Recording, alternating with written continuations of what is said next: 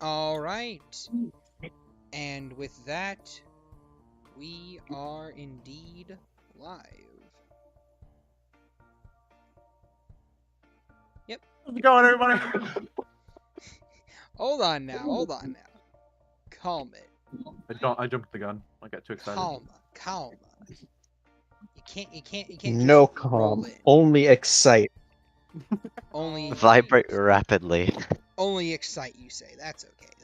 99% excite, 1% fright. 60%. Well, that's just fine on a Halloween night.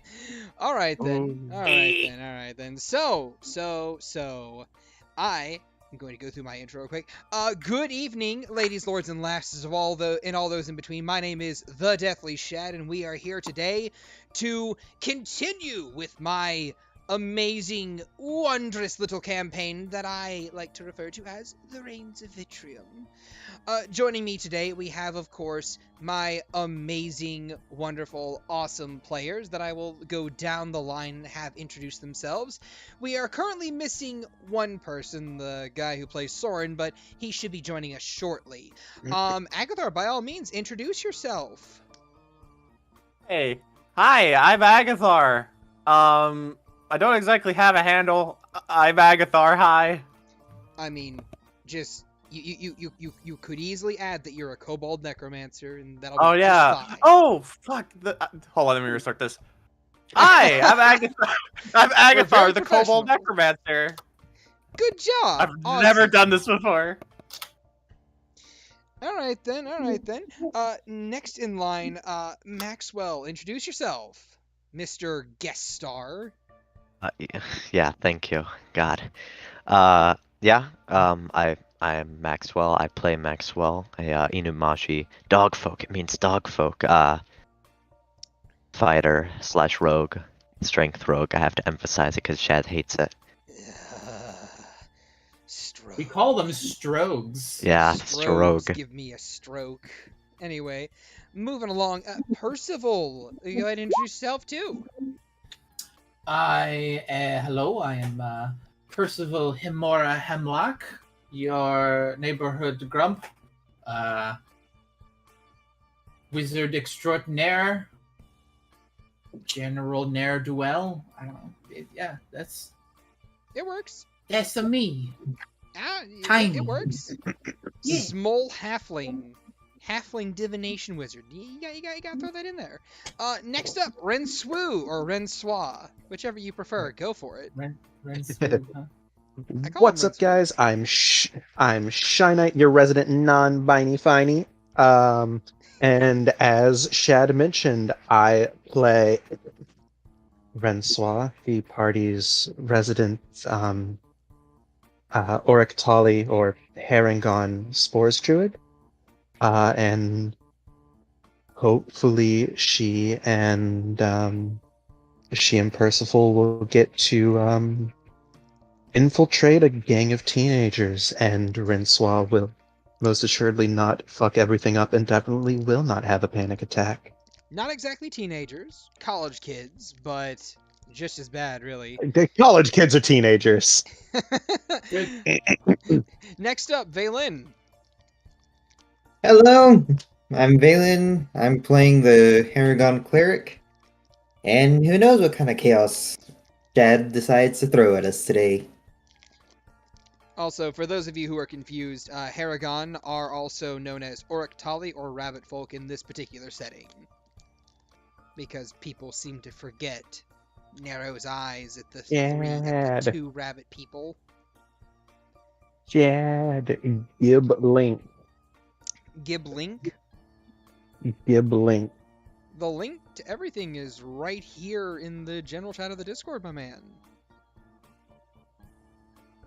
That is the link to the recap episode in the general channel. Yeah. You go to the channel, and there's a live stream that's live on the channel that you can click on, and then you can That's too much work.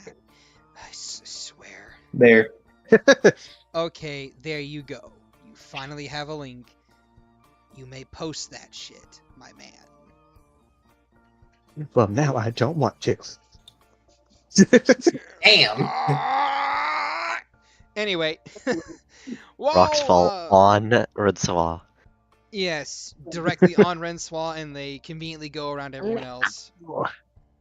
So, would that be a deck save? I believe it'd be a Deck save DC Constitution 50. Yeah. It would be a Constitution saving throw, is what I feel. Say Anyway, DC 69. DC 3 70 instant million. death. 3 instant death save fails. The DC save is natural 20, but we're moving along and we're starting up. So, who wants to give the ray gun recap of last episode?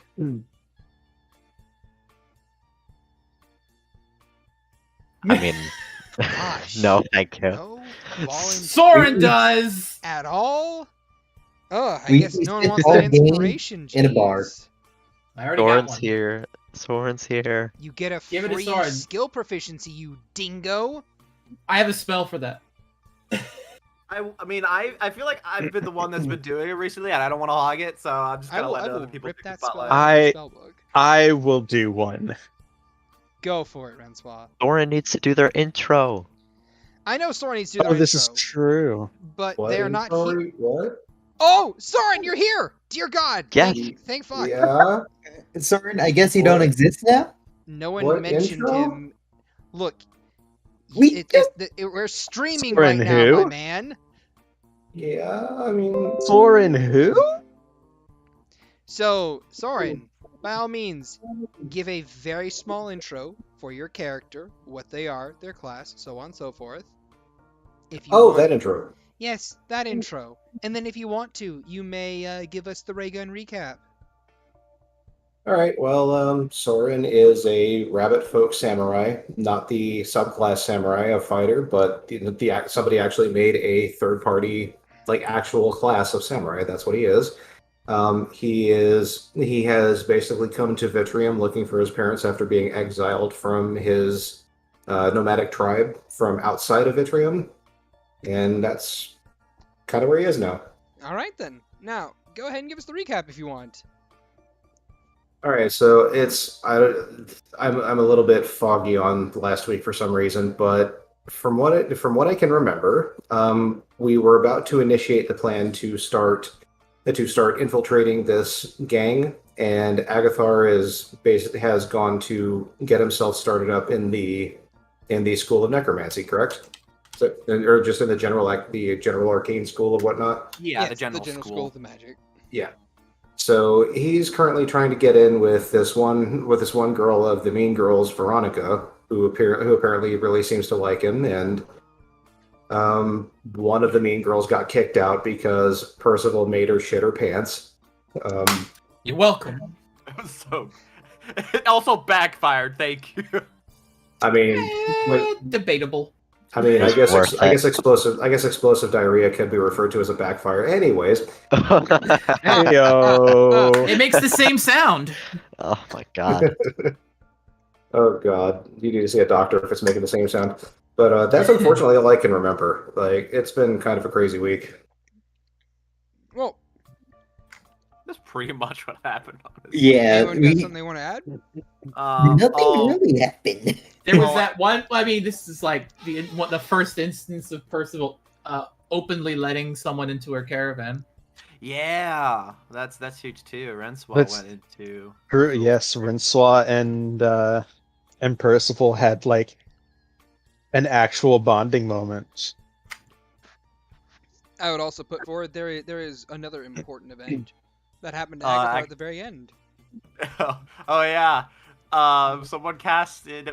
We could probably assume it was Heather Duke, the girl that got kicked out, got a little tilted and cast the dream Oh. spell on Agathar. He was fully aware of the spell, but he couldn't break out of it. So, hooray! Second level. of Hooray for exhaustion. nightmares! Yeah, hooray for being You- denied recovery.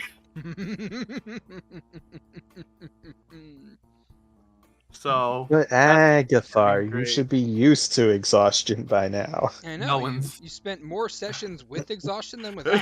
I'm just saying. So I should be immune to its effects, right? Right, Shad? No. It's like when do I get my when does Agathar get his Start bracket skill end bracket Yeah. to resist exhaustion. Yeah. I don't know. Who knows? I don't. At the same So- time, you get the ability to naturally become immune to bullets. Just So- take a bunch of them to the chest and tell me how you do. Okay. All right then. So, Bet.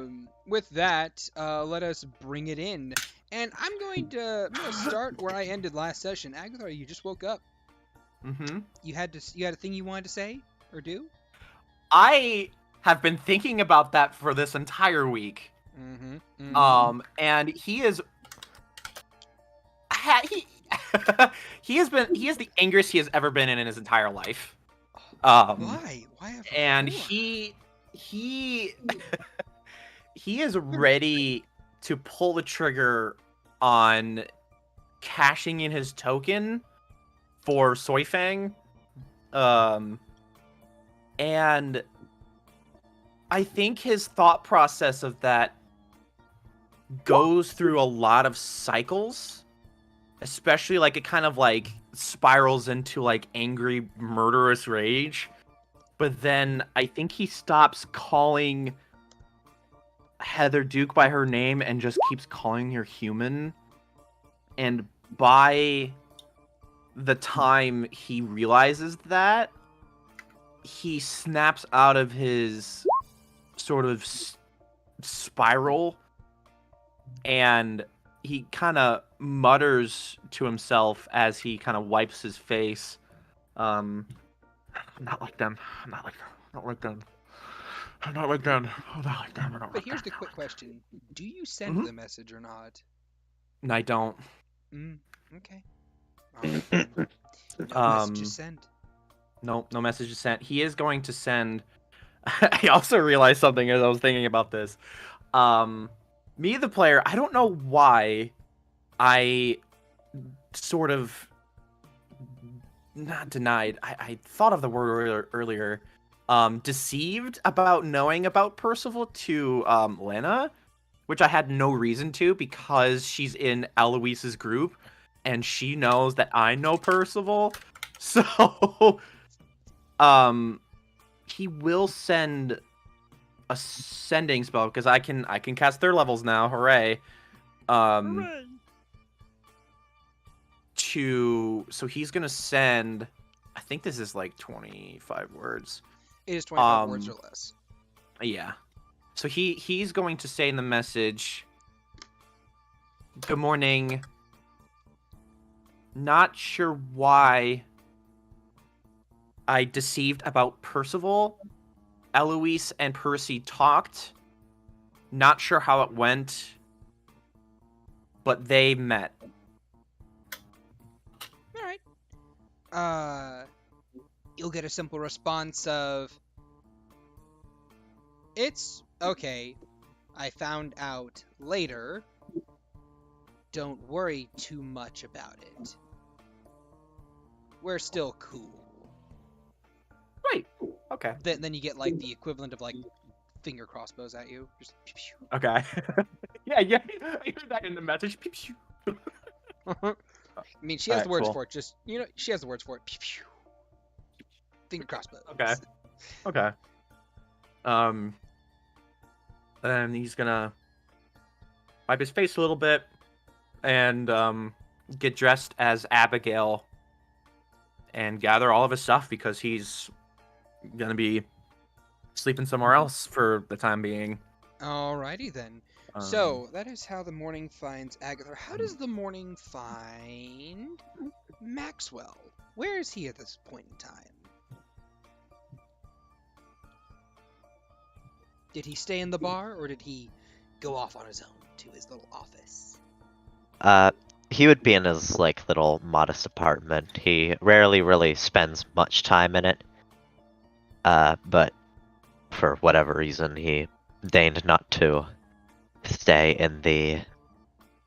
Well, his office isn't really of what someone would call livable quality, but he deigned not to stay in the bar for whatever reason, probably because Regina wakes him out. Mm-hmm. But he would wake up early, just out of habit, 5 a.m., 5:30 a.m. Probably forego breakfast for the time being, but get dressed, gather his things, sort of tug up his well-worn and used boots, put on the medallion, kind of make sure his cane isn't screwy for whatever reason, as he does compulsively. Briefly considers to check into the office, decides, nah, whatever, they'll be fine. Actually, no, hold on. Yeah, he'll go in, but only really to check, like, the pot on his life expectancy. Alright then. You want to know the pot. I want to say the pot is roughly 325. Satisfied, he shall, unless anybody accosts him and he tries his hardest not to have that happen, he will go on and head to the bar. Alright then, make a stealth check. Sure. Does a breastplate apply disadvantage? I cannot recall. It does not.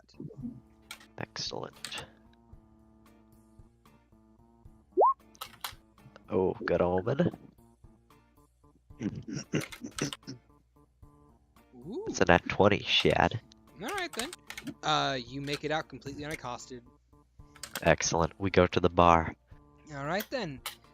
Meanwhile, at the bar, how does the morning find Soren?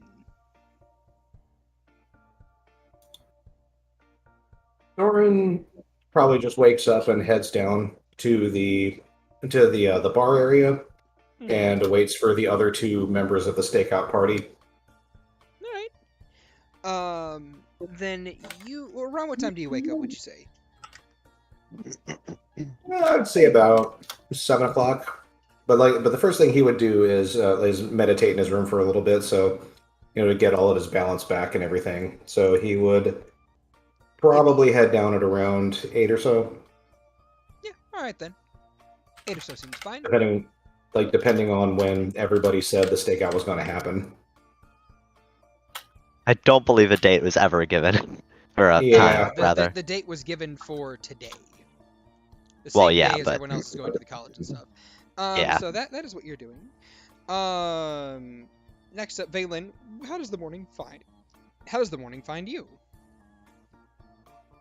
Veylyn wakes up around 6 and just wanders outside after ordering a cup of tea. Just sitting outside. Alright then. Cup of tea sitting outside. Around what time would you say you wake up?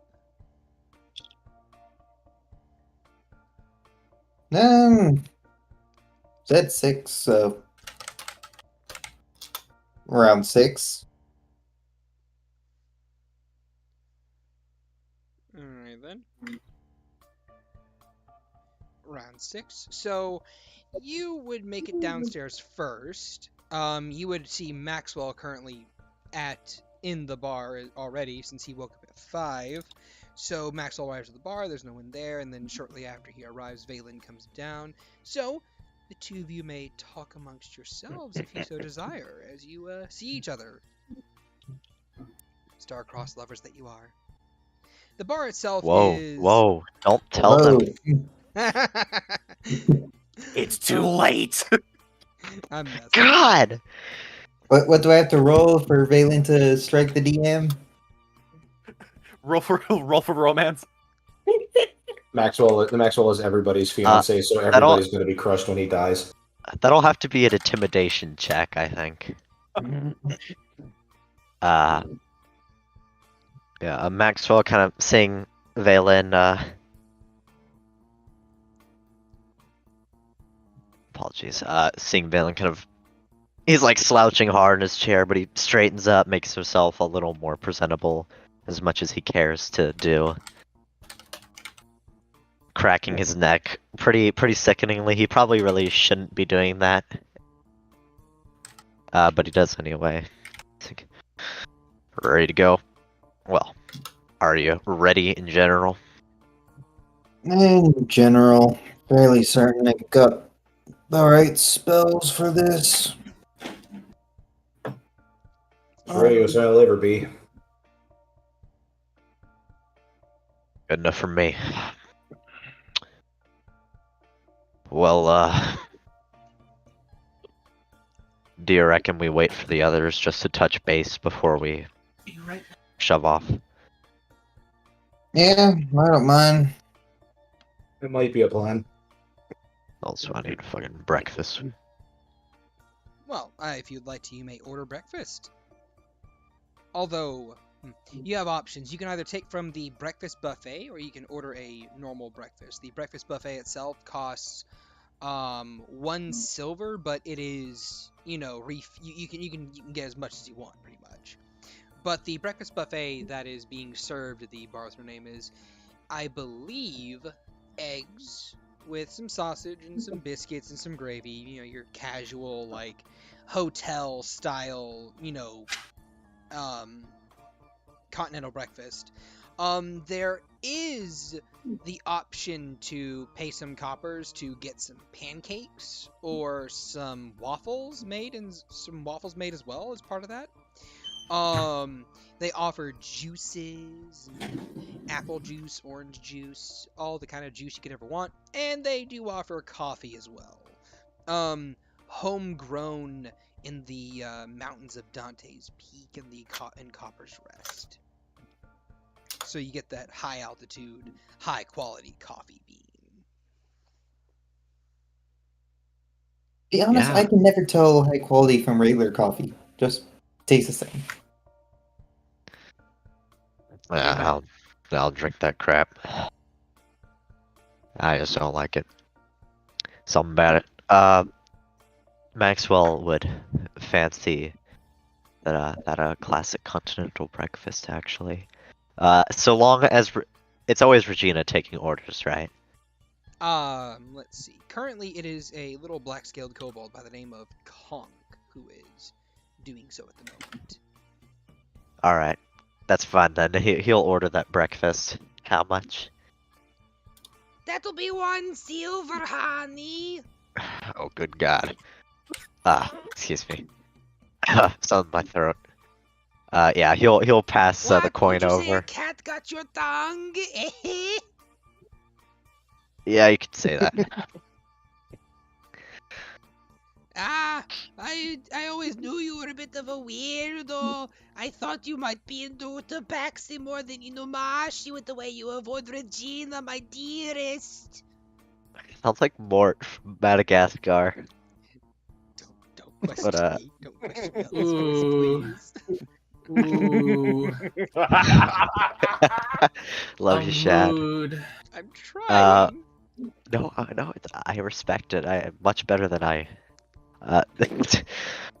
He's like speechless from the phrase ousted upon him. Just kind of eventually like musters himself, just like mutters like, yep.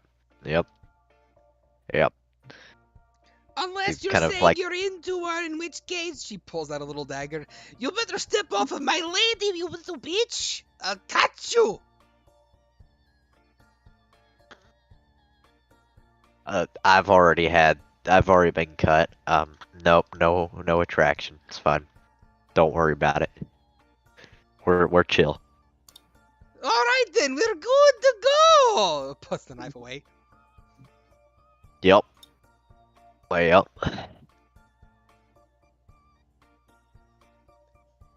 He just get it- stands you there get the just silver. staring down. Yeah, he Okay, passed the silver okay. over. She takes the silver. Would you like some extra pancakes or waffles for a copper each? No, thank you. It's fine. Okay, don't let my demeanor scare you. I like the service. Okay, I'm going now. Pitter patter, pitter patter, pitter patter. Yeah. Oh, I forgot. I forgot how conk is. It is my Oh. impression. It is not very good. I'm sorry. It's beautiful. What are you talking about? It's flawless. It's It a really is flawless flawless. fantasy. It's a flawless fantasy accent. Yes, exactly. No one's ever heard it before, and it sounds just like a bad accent. Anyway, continue. Veylyn, do you... Everybody Oh, tells shit. me Did Veylyn and Soren also want to get breakfast as well? Just like slap down a silver piece. Sure. Yeah, Alright. no, Soren will get breakfast, and here's where we find out when he gets the potatoes. That potatoes make him gassy.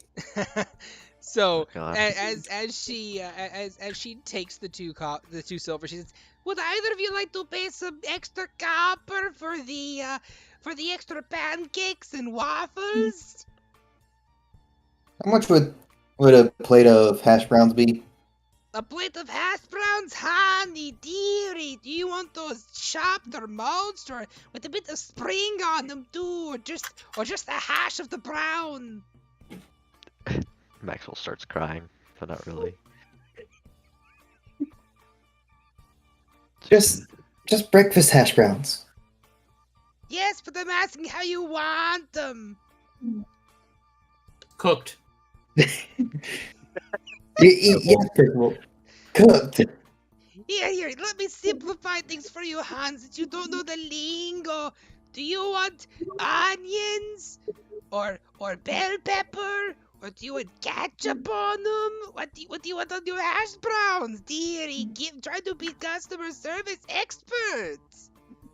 Some salt, some pepper, and hash browns.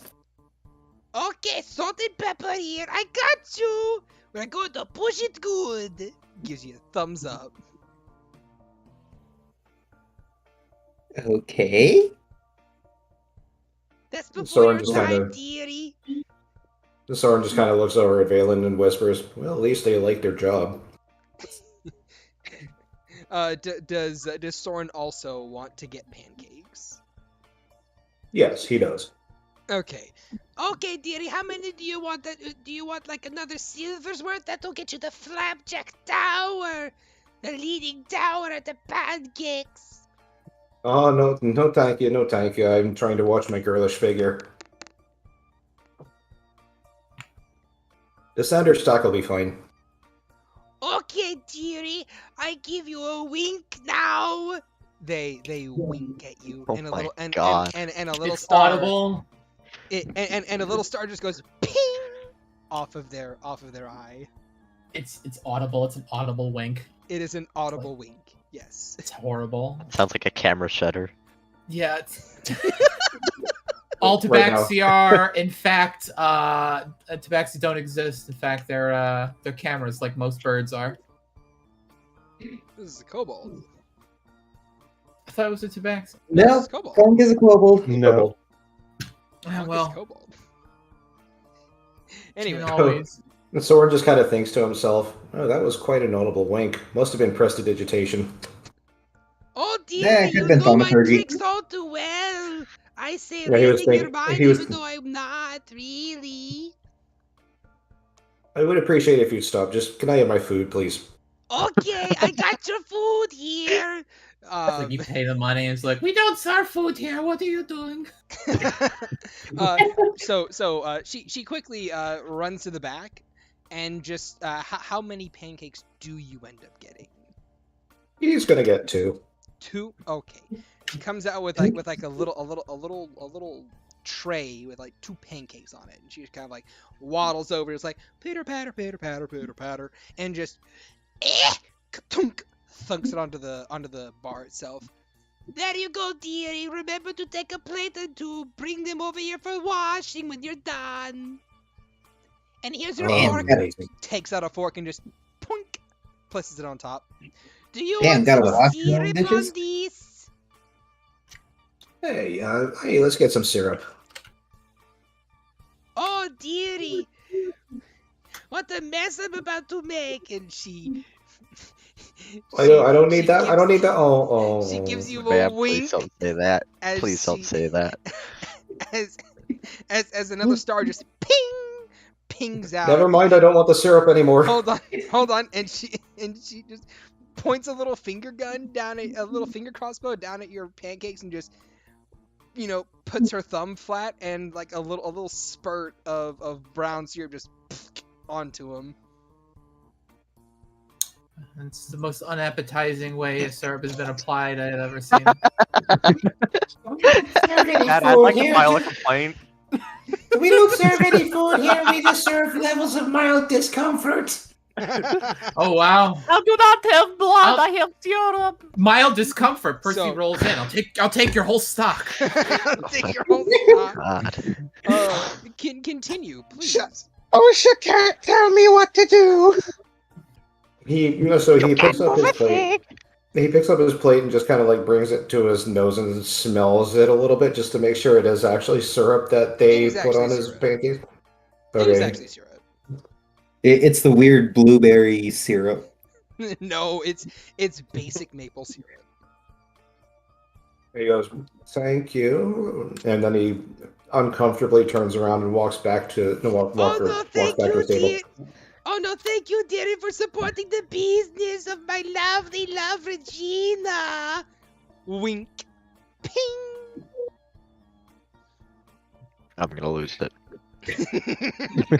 I'm at my limit. Soren shudders as he walks back to his seat. It's like, you guys weren't served by a kobold, were you? That person's banned. I don't know how she gets in here. she's worse than the Rivendell. But wait, is she not A supposed broom to be doesn't here? work on her. No, not at all. No, She's cereal. You know, I'm not hungry anymore. Alright, okay. So, Soren, are you going to eat your food or not? Yeah, I hate this food. Okay. Con So, save. no. There is no It wouldn't be the first time. So yes, the three of you enjoy a lovely continental breakfast. How does the morning find Rencois? Rencois will kind of do like the little like the stretchy bunny on, kind of smack her lips and very like blearily kind of half stumble against the wall down the stairs and get to the bottom and kind of blink and look around and see the three of them eating and just kind of move over and it kind of has to bunny hop up into one of the seats and just kind of splays on the countertop.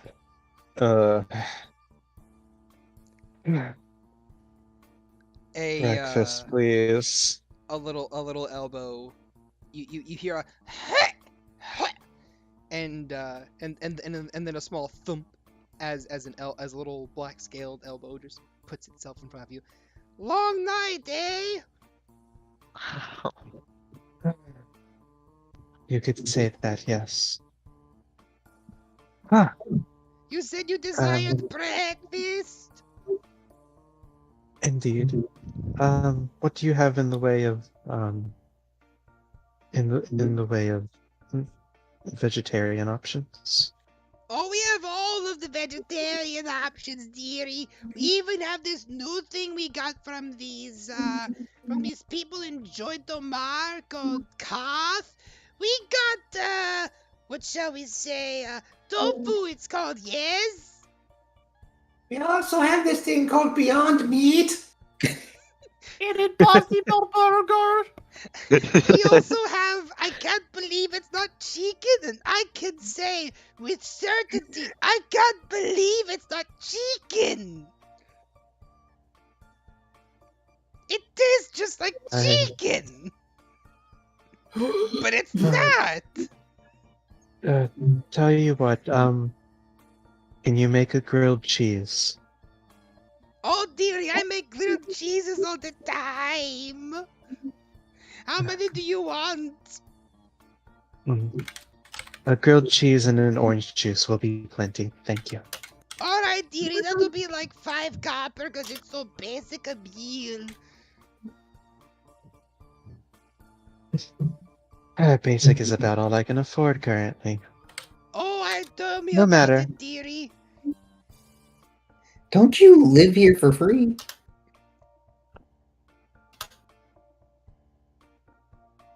She doesn't answer. Pitter patter, pitter patter. Yeah, pitter patter, pitter patter. He knows in- too much. Smoke bomb. uh, she emerges back out with your tray, just like kathunk, and a little patink, with a little pitcher of orange juice that is ice cold. She serves them both to you. Now, do you want me to cut the crust stuff? She says, sliding out of her. She says, pulling out a dagger. No, thank you. I enjoy the crunch. Okay, do you want me to cut it in half, or do you want the full square? Do you want me to saw off the crust? I already asked. Half would be nice. Okay. Triangles, please. Oh, I do the triangles all the time. She slices it across, and then like diagonal, then diagonal again, making four Excellent. little triangles. Slicing a grilled cheese into rectangles is a sure sign of a serial killer. I'm quite certain. Oh, tell me about the theory. Although her eyes go distant. Maxwell writes that down. Her eyes go It's like- distant. Her eyes go distant. Wait a minute. Regina cuts grilled cheeses in squares and rectangles. Does she also? Does she also hang the toilet paper with it hanging down instead of over the top? Her eyes go wider. Regina, my love! Pitter patter, pitter patter, pitter patter. What do you think? Tell the me if you demon murdered did? people. Hold on. You would tell me if you murdered people, yes?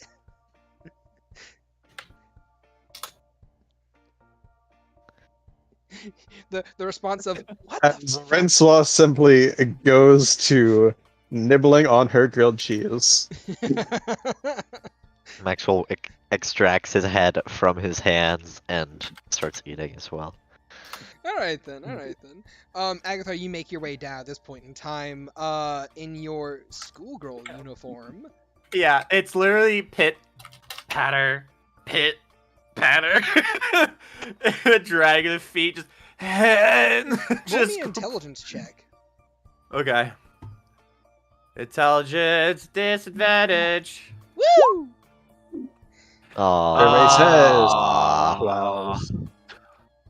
Womp Oh, womp. that's my one natural 20 for the day. I That's- will I feel give that. you. I will give you with a 12. Before you leave, you might be forgetting something about your head. Huh. A difference between Agathar and Abigail. He finally manages to get on the seat. I ran back and just falls off the seat, and then makes his way. Actually, he doesn't even fall off the seat. He just takes the horn, shoves it against the socket, to still glyph to molding together. All There we go. You hear a shattering of onyx as you do so. Yeah. I literally just, it's literally horn into the broken part, just slam the onyx into the crack, and it just magically. So does that hurt whenever you have to break it back? Yes. I mean, it's kind of. Yeah, it hurts Why not just leave it or make it screw on? because I don't have any screws. And if I leave it on, then it's the giant difference between Abigail and Agathar. I would like to get glue, but I don't have any money. Hey, I Agathar, don't have any money. Money. Hi. did you have trouble sleeping again last night? You do Technically, yes. seem extremely exhausted. I Were am. you? You were not. It's like she kind of wakes up a bit and puts on the disappointed bomb glare. You You weren't experimenting with more rituals, were you? No. I'm not gonna ask. I'm I'm not gonna ask. 98% sure that Heather Duke girl used the dream spell on me. I'm pretty sure. Rencois, Veylyn, the two Yes, of you get that's, Arcanas. Yep. Do they get Advantage. advantage with mouse training? Or is that just for me? You're a wizard specifically. Neither of their Okay, classes can actually cast it. Right. Although no, they both have the same background, so yeah, no, they would. 18 and 17. 17. The both of you know what a dream spell is. More than likely you have been subjected to it by Master Mel of all people. By Mel, of course. Motherfucker! On probably multiple occasions. Oh yeah, With her no. cackling in the background. Oh, okay, I see. I understand now. I thought Mel was the one. No, we're good. No, like As during your Rencois- training, you know about this. Right, spell. during It's the like, training, oh, yeah. goddamn. Yeah. As Rencois kind of grips the glass of orange juice tightly. Is that so? Good Yep. to know. Oh, don't worry. I'm gonna handle it. Oh, Christ. Just like how you handle your little horn issue every day. Something like Smack them that. and all. Oh, also, at Agathar, one of your skills actually means you don't have to use Zeus ability to shape that bone anymore. You're saying. Oh, which one? Bone. Oh, never mind. Is Never it... mind. You haven't gotten that one yet. Yeah. Yeah, I don't exactly. I don't Spoilers. exactly have the time to. Yeah. Anyway, continue. So. With that, how does the morning find Percival? Percival awakes in her own bed. She doesn't need a hotel room like these pedestrians. Like these amidst chumps. a nest of pillows that she sleeps in, she gets up, climbs down the ladder from her. What's the word I'm looking for? From Loft. yeah, her little loft in her caravan, and the smells of incense burning to cover up the chemical smells of potions distilling and brewing as one large lattice work of glass tubes are slowly working down a supreme healing potion, and another is working on a sort of body modification potion that's nearly finished. And she pulls what looks to be a pan and a pot up from underneath the sink and begins filling them with the endless water she has coming out of the faucet. Puts them on the kettle, gets a kettle ready, and starts getting her morning started as things begin to bubble and cook. She pulls up some notes and a few of her books and starts reading as she sips from her bottomless bottle of coffee. And I think nearing when the point she would probably leave after eating her breakfast, she would go to a large metal chest that she has fixed permanently to the floor of her caravan, tucked away under a few things. She pops it open, pulls a latch forward as the front-facing wall of the chest falls inward. She kicks the inside of the chest, and a set of stairs unfold downward into a subterranean portion that shouldn't exist, but does because of some magic chicanery. And she moves into a 10-foot by 10-foot room where she is slowly relocating different boxes and things. And she set up a chair that she is bolted to the floor in the middle of the room. Checking things, making sure things are affixed correctly. She is building a lab. All right then. About how long does she stay building this lab? And about what time did she wake up? Percy wakes up fairly early. Not as early as say like Soren, who's always up early, like training and things, but early enough. She wakes with the sun. All right then. So around like 7 to 8ish. Yeah. All right then. The telltale signs of like cured meats cooking and such, like with the little chimney on the top of the caravan, kind of huffing and puffing smoke. All right then. She's hard at work. All right then. So while you're hard at work, I will cut back to the scene I left off from. Veylyn, Rencois, the two of you have just figured out that Agathar got slapped with a dream spell. You guys may do with that what you will.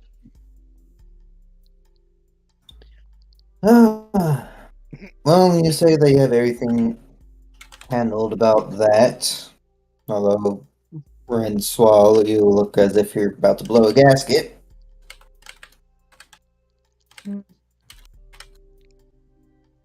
If Agathar believes they can handle it, then I will probably leave well enough alone. We'll see. Yeah, I'll let you know how it goes. Oh, how are the two of you looking on coin? I can spare some if you two need any. I have 9 silver, so like I don't know. I have 10 gold to spare. I'll take it. Slaps down 50. He'll take it. Rencois? I do not have anything pressing currently. You never know if you need to bribe anyone. I hear the suppose kids like a thing called flexing nowadays. Wherein you brandish. I have never been very strong. I don't have particularly good muscles for that. Nah, see, it's this is slang actually. Flexing denotes a brandishing, perhaps, of a fair portion of coin. It is a way to garner respect. If they know you are rich, they perhaps or think you are rich. You might be able to gain advantages, though you might be weary of somebody calling your bluff if you are not in fact rich. I mean, we would also be delving into a den of, a gang. I would not be surprised if pickpockets. Also true. True, but you also have your bag of holding. I suppose that is true. And if you guys ever need to bribe someone, Percy, well, she might not be willing to bribe anyone. Part with her gold. Yeah, That is fair. he'll pop another 50 gold. That's a Torrance wall. I shall return it if it goes unneeded. My thanks. Keep it. Well then. That's so much pension right there. So, with that in mind. And sorry, go ahead. And for try not to sell this, Soren, in case we need, in case we end up having to rent into another challenge like the single combats in the puzzle dungeon. I have a small spell that'll help. He'll pass Soren a platinum ring. Oh shit. What's it do? It's a component for a spell. Okay, I don't know why you're passing it off to me. I have a second platinum ring. The spell essentially lets you take less damage in exchange for us sharing the damage.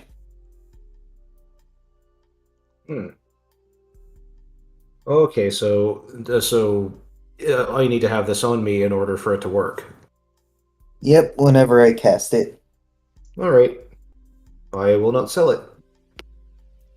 Essentially, Okay. what it does is above game is that it gives you resistance to all damage, I believe it is. Warding Bond.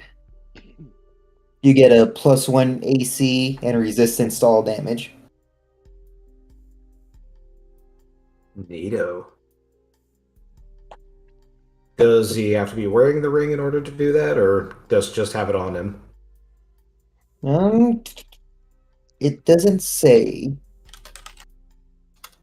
It just says a pair of platinum rings worth 50 gold. Oh, never mind. You and the target must wear them for the duration. All right. I plan on getting more these rings made, or purchasing them at least. So that way, should push come to shove, I can just cast it on anyone. But since you're our main frontline fighter, think giving you a temporary defensive boost doesn't hurt. Does what hurt? Sorry. It won't hurt to give you a increase in your defenses. No, not at least, no, not at all. And I'm glad you let me know what it was for, because if I didn't know any better, because if you didn't tell me, I would probably think you were proposing to me. He says with a smirk. You wish. He pockets the ring, but I will keep it on me and will not sell the ring. Yep. Like, if you do, it's worth at least 50 gold. 50 gold, you say?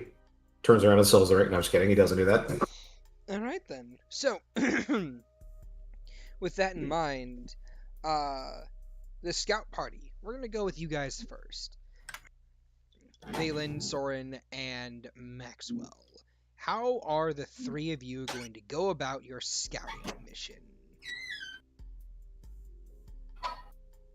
Oh, I've got like he's jotting down like on whatever loose parchment he has, like copies of the address, like getting both Soren and Veylyn a copy each. So this is the place. I'm just giving you a copy of the address because why not? It's just a kid, but what can go wrong will. So best to have a contingency or plan B. Which is hard to make when you really don't quite know if you're gonna get into something or what it's gonna be. True. So I just want to say it's almost always better to just cut and run if something starts to go bad.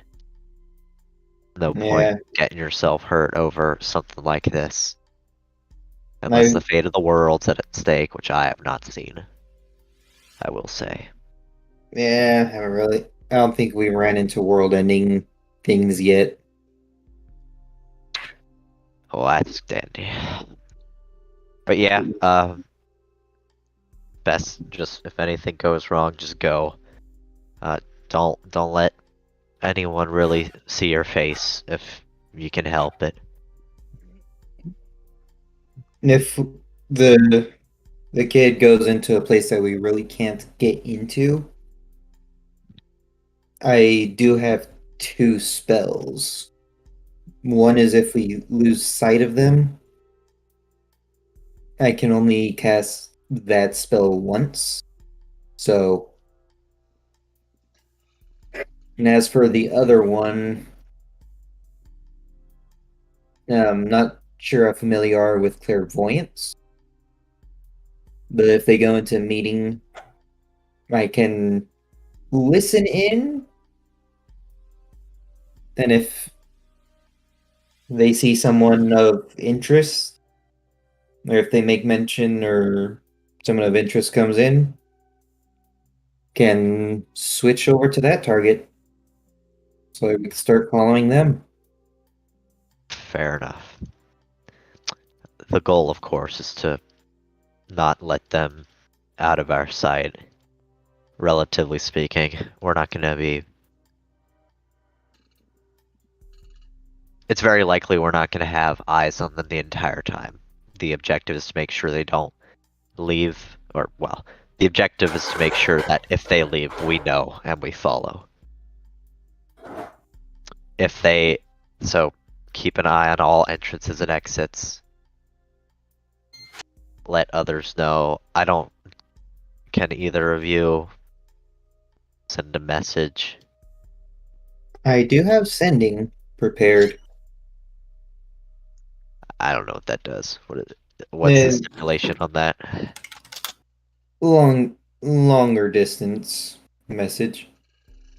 How many times can you do that? 3. Alright. That'll have to do. Yeah. All right then. So, first of all, is anyone wearing heavy armor during this excursion? I have medium armor. Does anyone have armor that imposes disadvantage on stealth checks? Yes. Will you be taking it off for this? Alright. Yay. I'm not getting rid of my cloak though, 'cause that might come in handy. Alright, that's fine. Alright then. So, the three of you exit the bar with no name and begin to make your way through the various streets and alleyways until you find yourself outside of the house of your target. A Miss Tana. Tana Life. Or Tana Life Sower. There we go.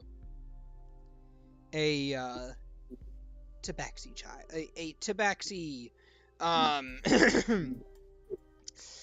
a Tabaxi college student whom has had a bit of a run with you guys earlier this series. What was the name? I will type that out for you. Thank you. And given I am a resident here for up until my life, is that a known name in the community? Are they in any middle political stations, perhaps? From what you know about the Life Sower family, give me a history check. Sure, we I can will- certainly I will give you try. advantage because of your background and the fact that you're a literal police officer. I'll take it. Alright then. With a 19, what you know about the Life Sower family line is that they are a they are traditionally a family of alchemists. They own a alchemist shop in which they sell fertilizers, among other things.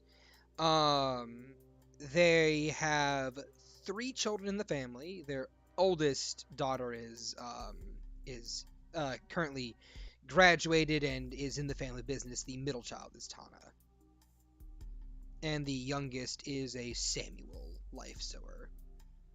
They are a traditionally, they're like your traditional middle class family. Nothing much to say about them, no outstanding issues with them or, their family within the community, aside from their daughter having a couple misdemeanor crimes levied against her that never really stuck. All right. Because they were crimes like, oh, really? She ran into someone while she was, doing something else? That's nothing. All right. He'll just keep that information to himself. Doesn't really deem it as important yet. Alright then. So, how close are you guys posting up? You posting up in a nearby alleyway? You posting up a block over with one person in a nearby alleyway, or are you posting up in little 3-point pyramid around the homestead that she lives in? How are you doing it? What's the like layout of the street? Is it like on a city street, like we're urban right now? All of the city streets in Deepwood are urban. The Okay. city itself is very well mapped and well planned. You're in a more suburban area. Okay. First, just like kind of go around, like walk a couple blocks if you need to, and look at entrances and exits.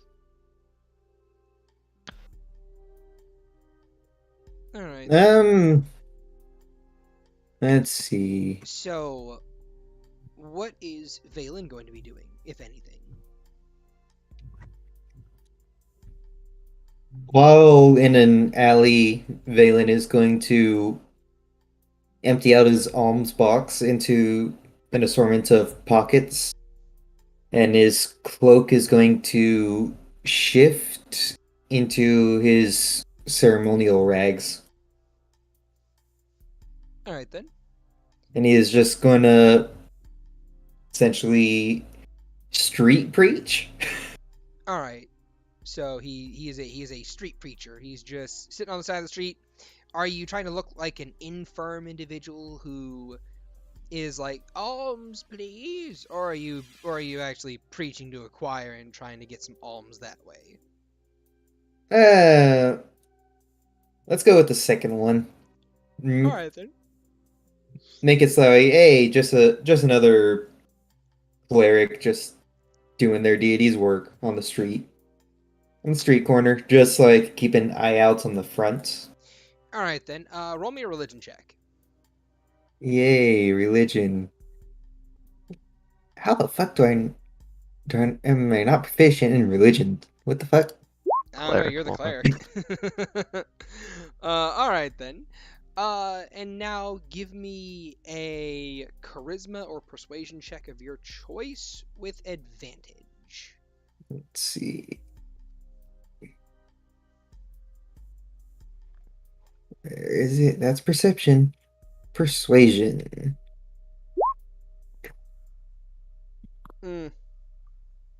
That's rough, buddy.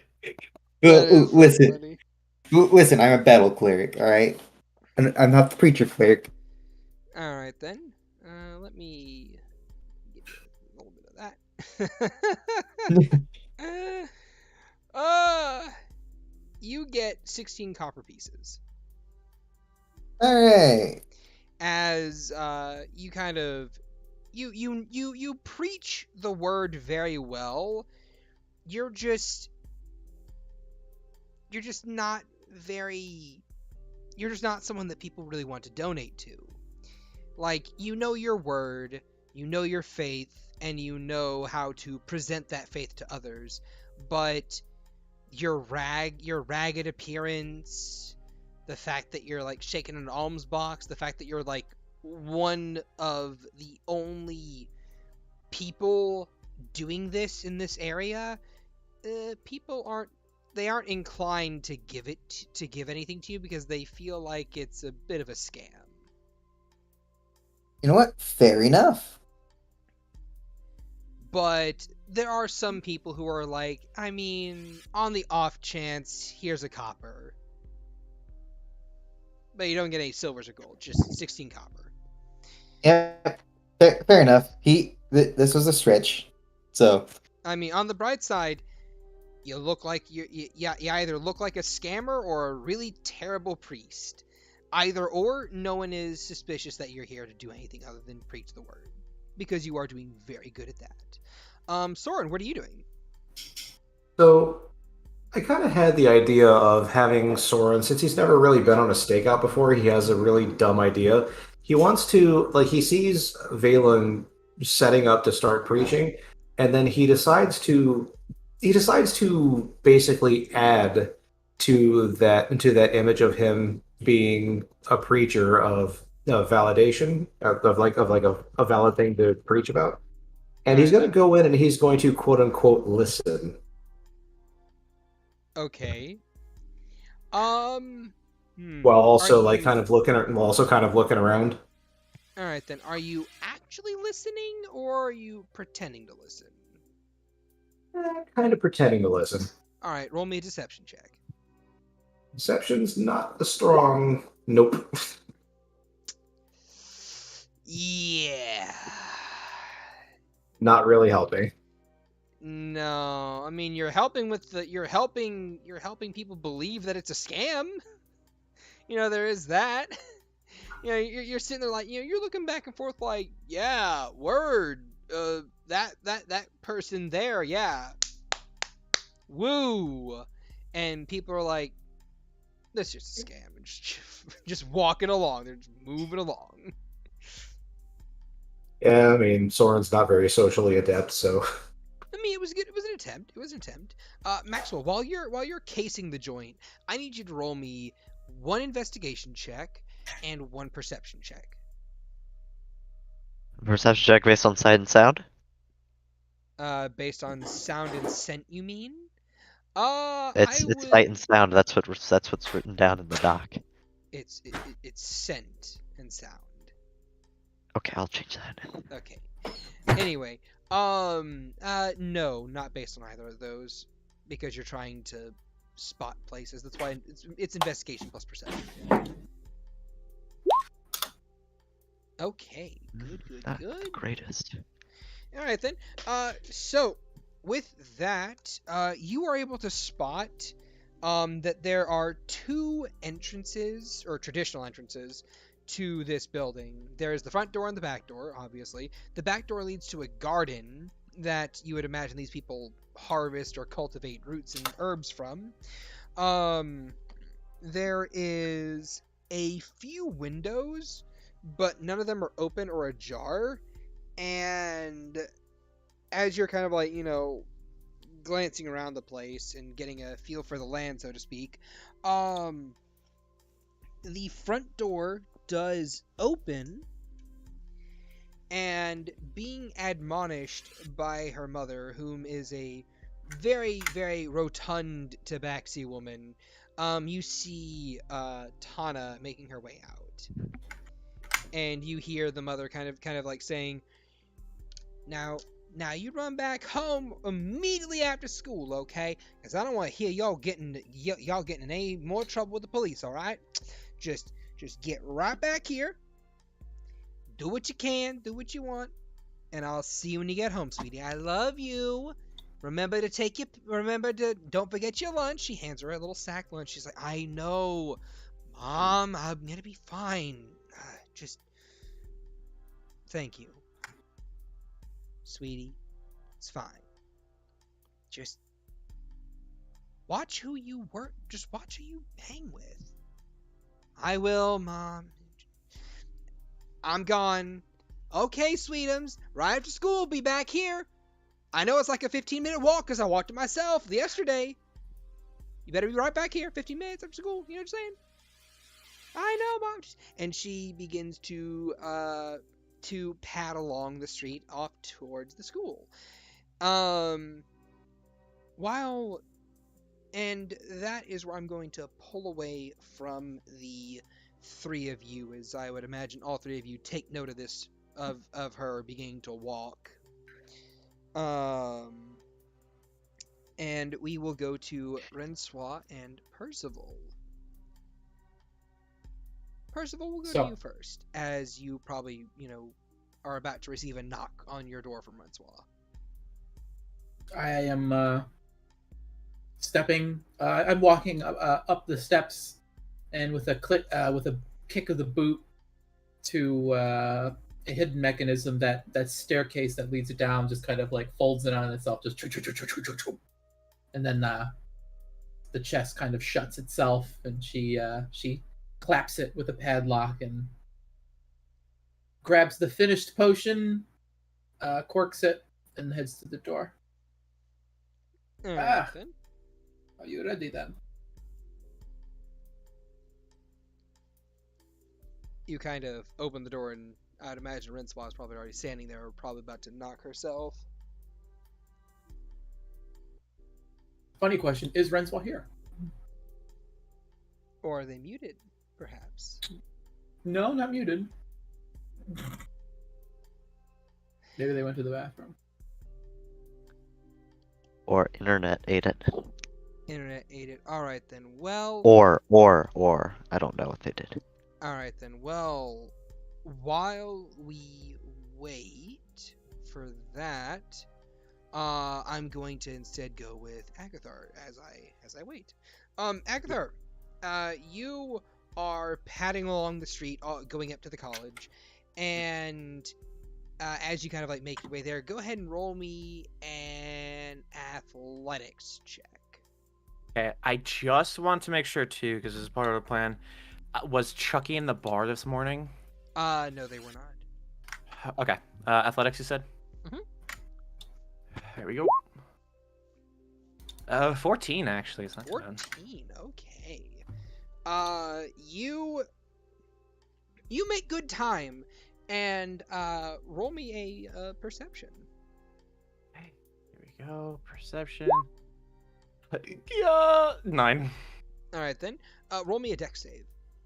Oh boy, here we go. All right, this one's normal. 15. All right then. Okay. As you are padding your way, as you're kind of like running through the streets, you're not really paying attention much to your surroundings, but you're making good time despite your exhaustion.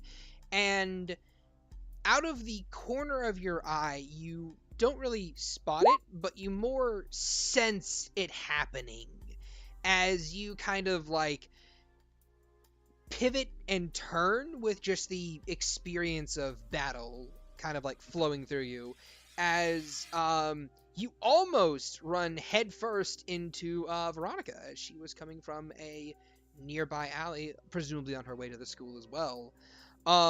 She stumbles past you. She's like, oh, Abigail, you're here. Abigail's eyes are like fucking like millimeters thin slits, and then sees Veronica, and then they unslit. Oh, hi. Well, fancy meeting you here, right? Yeah. You come here often? She Not says, really. Yeah, of course you don't. I should have. I kind of glance into the alley. From the alley, go ahead and make a perception. You see a body. Probably. Oh, there's my other natural 24. Damn it. I mean, it's on the other side. You wouldn't have gotten it anyway. I know. With a 4, you kind of like peer down the alley. You see a street on the other end, but not really much else. Okay. And however, you do hear a voice whispering in your ear. Go get him, partner. Chucky over and out. Okay, so I could probably assume that this is the message cantrip. Yep. You're familiar enough with it. Yeah. Okay, so since I actually have it. Since I can reply and Veronica won't hear me. I don't know why I did that. Okay. But of course, she may just think that it's you talking to yourself. Yeah, I kind of look to the side a little bit, just kind of like looking down like the main street. But I kind of mutter, "Okay, we need to talk later. I need that camera." As she looks up at Veronica, yeah, alleyways, huh? I hope you don't live in it. Yeah, I don't live in an alleyway. I was just taking a shortcut. I am someone gosh, I don't remember who, but they kind of like pointed and said, "Hey, look, there's a shortcut over here if you're looking to get to school." And I'm like, "Oh, hey, shortcut!" So here I am. Yeah. Woo. I just just roll an insight real quick. Go ahead. That's okay, To alright. to describe, she is currently wearing like a short like little crop top with like a little it's a black crop top with like a little white skull on the center of it. She has a skirt that is black and white checkerboard pattern that goes down to just like an inch below the knees. She's wearing stockings that go from around the heel up to past the skirt that have like a little spiderweb design to them, with like little like cartoonishly orange spiders on them as well. She's wearing like little wristbands, and with that insight of 10, you can tell that she's very embarrassed and not really knowing what to do around you, but wanting to be impressive at the same time. Which then kind of like rolls into what she says next. Do you want to walk to school together? Sure. I'm cool with that. You look nice. Well, I mean, you look nice too. I think that uniform really makes you look good. Thanks. Yeah. Necromancy course, am I right? She says, kind of like awkwardly, just like turning around and just like stiffly walking forward in roughly the same direction as you. Yeah. I'm nervous and excited. Oh yeah, I'm a little bit nervous and excited myself. You look really tired. Did you get any sleep last night? No, I didn't. Which kind of leads into a question. What kind of question? What's wrong?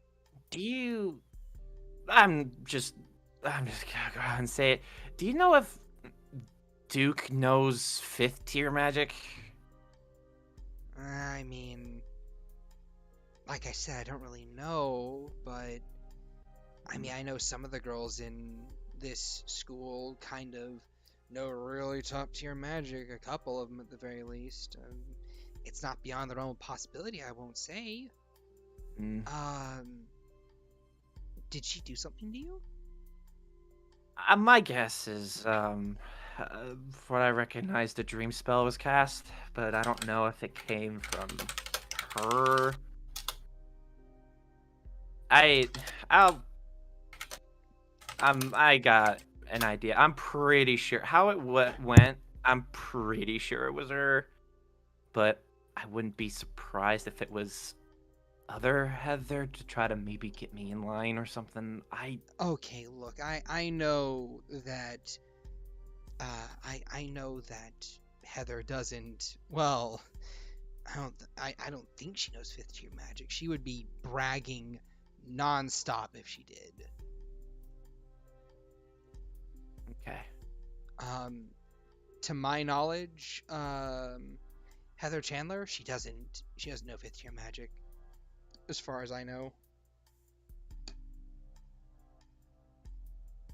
Okay. However, if you think it's Heather Duke, I mean, we could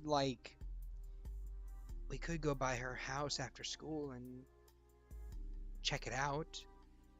Under maybe under the guise of like an apology or something like that. She's very full of herself, and I know that she would really. I know that she would be. Yeah, she'd be more than willing to accept an apology from you. Okay. Yeah, that's fine. Because whatever happened, I didn't do, so. Well, I wouldn't think so, but at the same time, if it did, I wouldn't really blame you for doing so. Yeah. I mean, I never met her in my life, so I don't have any reason to, so. She shrugs. She shrugs as well. I'm not Oh, sure. Well, I'll cross that bridge when I get to it. Well, hopefully. I mean, the rest of the day should be nice and sunny, right? I hope so. I mean, My day's already improving. Was I the person who improved your day, or did you just have like a really I good think breakfast? so. Yeah, no. Oh. She She gives a smile. she gives a very heavy blush and just like turns to the left, just like oh my gosh. Oh my god. You can tell that she kind of like speeds up a little bit, just like just Hold on, I'm not that trying to, fast. and then she slows back down like oh my gosh, I'm so sorry. Oh, it's okay. Manic energy, right? It's okay. I feel so bad. No, you don't have to be. It's alright. I mean, I hope it is, honestly speaking. I mean, it doesn't also help that I got small little legs. Yeah, those little kobold legs, they're adorable, but not very good for running. Nope. Would you like to ride on my back? Sure. If you're offering, I'm not gonna deny such a sweet request. Oh, of course, I wouldn't mind it at all. Here, and she'll reach down and just kind of like Yeah. pick you up and put you on her back. Yeah, piggyback. Yeah, Thank you. she gives you a little piggyback. Yeah. Her fur is very soft. It smells faintly aromatic. If you'd like to, you may roll me a nature check or Sure. a investigation check of your choice. Nature's actually my better one. Hey, it's a 9. A 9. You rolled religion? You. Did I roll religion? That is. Oh, I did roll religion. It's the same modifier. Okay. Ah. Well, you kind of end up passing out a little bit against her because you're just like, Yeah, it's like it just kind of goes my eyes. It's like, The aroma of chloroform. it How much is that, I drink? smells. It smells like wood, in a way, like fresh. or wood. like okay, not like sandalwood. Maybe. I don't know what sandalwood is. I'll be honest. Okay, never mind. Sorry, I literally because I have sandalwood incense right next to me, so I was like, I saw wood. Still, that is what you are doing. I haven't gotten a message yet. Rencois, are you back? I can't believe they have become kill. I can't believe either. All right then. Might be bathroom from the copious amount of pizza they apparently ate. Oh. I don't know. I'm spitballing over here. Might be. Oh no, Rencois. They're actually in the mindset of Rencois. Well, then, That you know Shad, what? run away. You know what? I feel it is a good time for a 15-minute break. We will we will take 15, everyone, and whomever wants to do the halftime show, it would be greatly appreciated for someone to do that. Oh god, it's like 2 hours past already. What the heck? What's halftime show?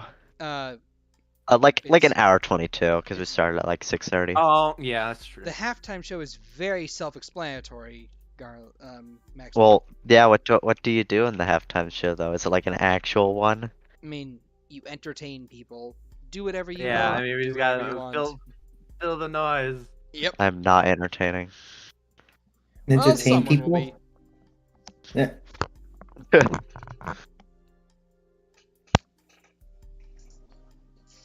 Well. So then, Hi, where are you? Yeah, freaking that sucks. I don't know what happened to him. yeah, there's no message from them. Yeah. They're idle. Yeah, something went down. I think New York City got deleted. Ah, well. Anyway. Necessary evil. Eh, And then what must be done. well, here's the thing. Here's the thing. Why was it New York City? Why couldn't it have been California? Fair. Oh, what Fair, could have fair. been? Listen, beggars can't be choosers.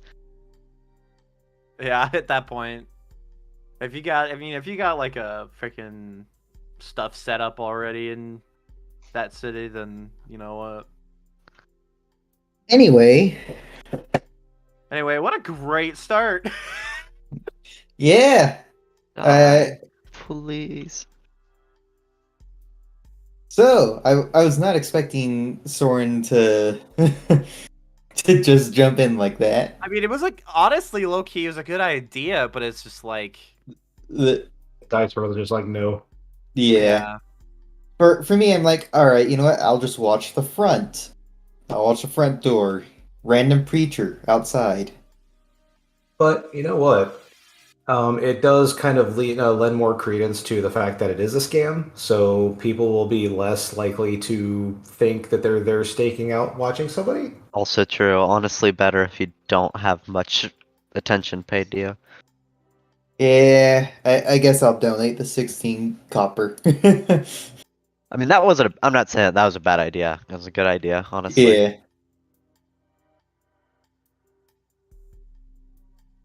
I got a little bit of coin out of it. Yeah. Veylyn isn't a preacher kind of cleric. He doesn't really speak to other people. He's more of, oh, you need me to go cleanse a place? Sure, I'll go do that. I'd rather go deal with that than deal with people. Me IRL. Yeah.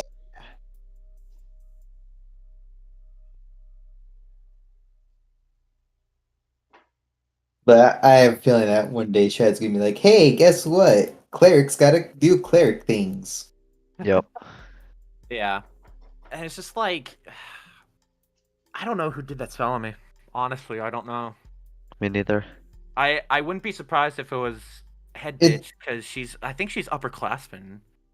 Yeah. So I It- wouldn't be surprised if that was a tactic for Abigail to fall in line or Mhm. something. And then, as much as I want to confront Duke, I don't think it was her. I mean, definitely we'll cross that bridge when we get there, but Yeah. So Agathar. There's no Hi. real way to tell right now. no, it isn't. Yeah. So Agathar. Uh-huh. Humans, huh? Yeah, humans. What was all that about? I What's don't the know. deal with human What's the food? deal with humans? Well, maybe if you communicate with Agathar, get him to open up, maybe you'll cross that bridge. I'm not gonna spoil everything. Oh, is Agathar not like humans? He's a You kobold. You know, He lives 7 days. Wait, wrong 7 continuation. days. we're the flyer race of the humanoids. Don't make friends with them because I we'll know. be dead in a week. Yeah, Wrong universe, wrong world, wrong world. wrong world. Yeah, I don't know. You'll have to that's a can of worms to open up later. I'm not gonna spoil anything right now. I'm surprised that you didn't decide to bring out Belle. Just ride that through town. I don't want people to realize Abigail's because Abigail's a freshman. I don't know if she's supposed to know that spell already. What spell? Animate Dead, which is a 3rd level. I mean, they're throwing around 5th level spells apparently at the school. I so mean the the upper one. it I don't know, just you skipped a grade. It's fine. I don't want to show off and get that sort of attention. Understandable. So he's holding back until he either can't or he's allowed to do so. But right now he is going in there with like, okay, I don't know anything. I'm here to learn. We knew young baby. Fun. That's his mindset right now. Understandable. Have a nice day. So, Max, if you were there for when Veylyn shifted his cloak, his his cloak would have shifted almost like Moon Knight's armor, whatever it is.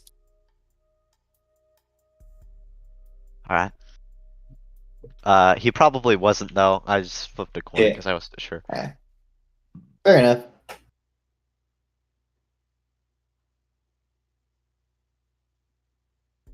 But hopefully with this cloak it'll help a little bit. What does it do?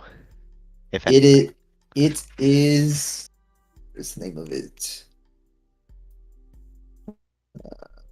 Where is it? Is a shift weave, if you know that item. Nope, but it's in character. Nah. Shift weave is a shit. What rarity of? Um.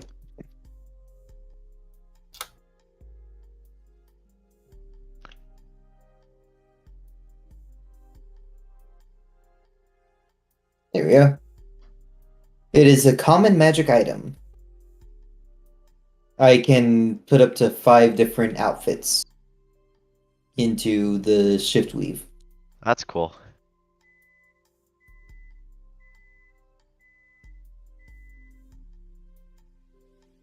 It can essentially duplicate anything cloth based, but it does, like, if I decide to make it look like a cloak of protection, it'll look like it, but it won't have the magical properties of. Ah. Yeah. Right now I have an empty space. I technically should have 2 because 2 of them are the same shit.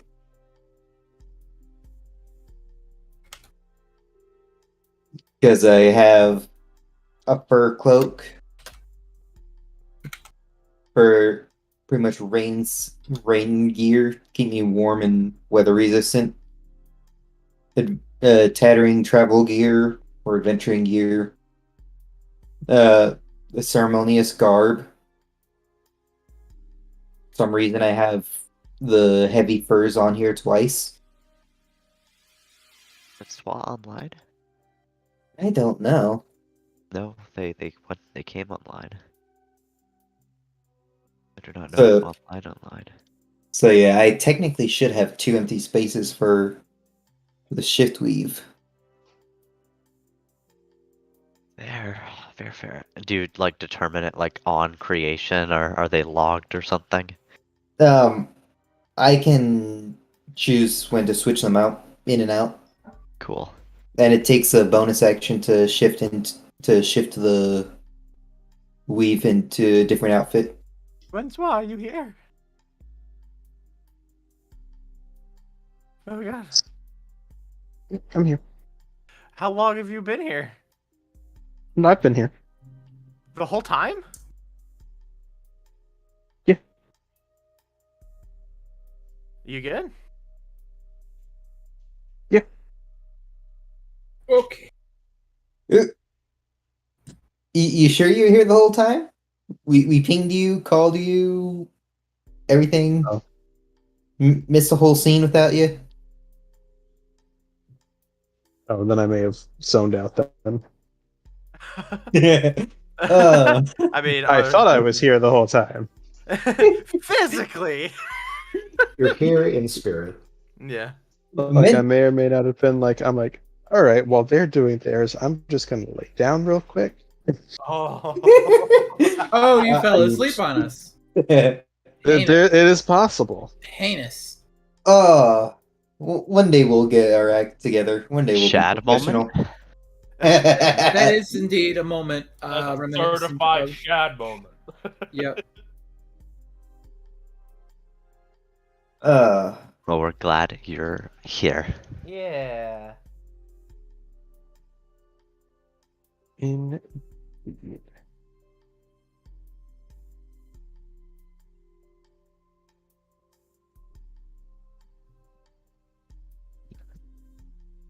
Now who falls asleep next? Well, I I mean, call we're still on break. True, Yeah. true. I think it's my turn to fall asleep. So I'll see you guys in about 3 hours. I see it. All right, see you next week. I'm not gonna be asleep for that long, or maybe I will. I don't know.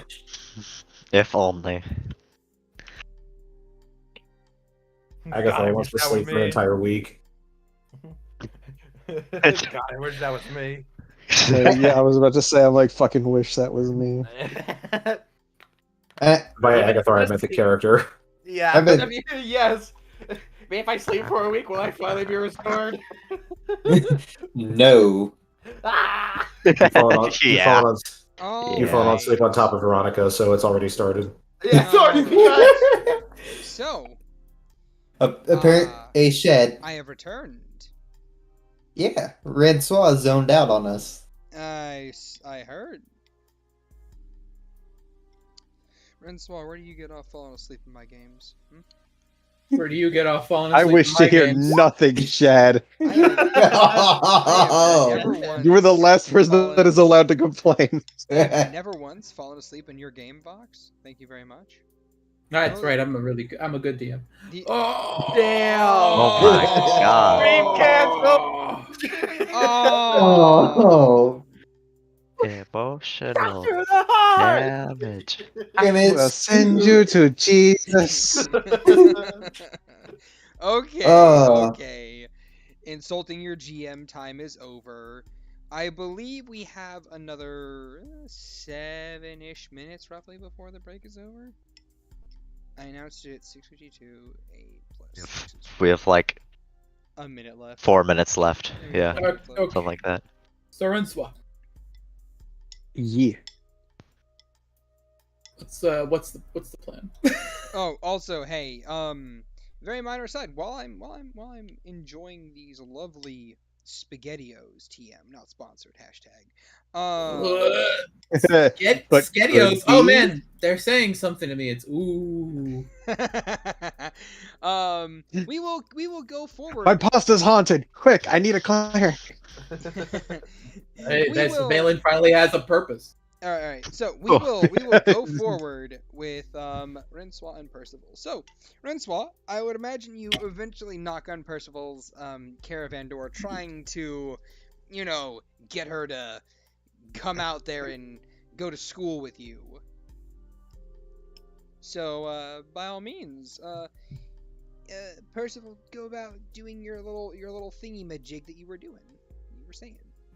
So as I had described, seeing as you're standing outside of the door having knocked, you hear Yes. the sounds of someone walking up a fair amount of steps, and you would probably think 3 or 4 should be enough, but after a 10 or 11, it gets to be a little odd, and then you hear a clink, a couple of metallic sounds, and the sound of something being locked before the door opens, and you see Percy looking at you. You ready to go then? Yeah, and Rencois is in the outfit they had grabbed the one time of like the kind of like the black like slit knee jeans and the like the like I don't even know if that mushroom sweater counts as trendy, but I guess trendy question mark sweater. I think So but- Percy's definitely wearing something strange.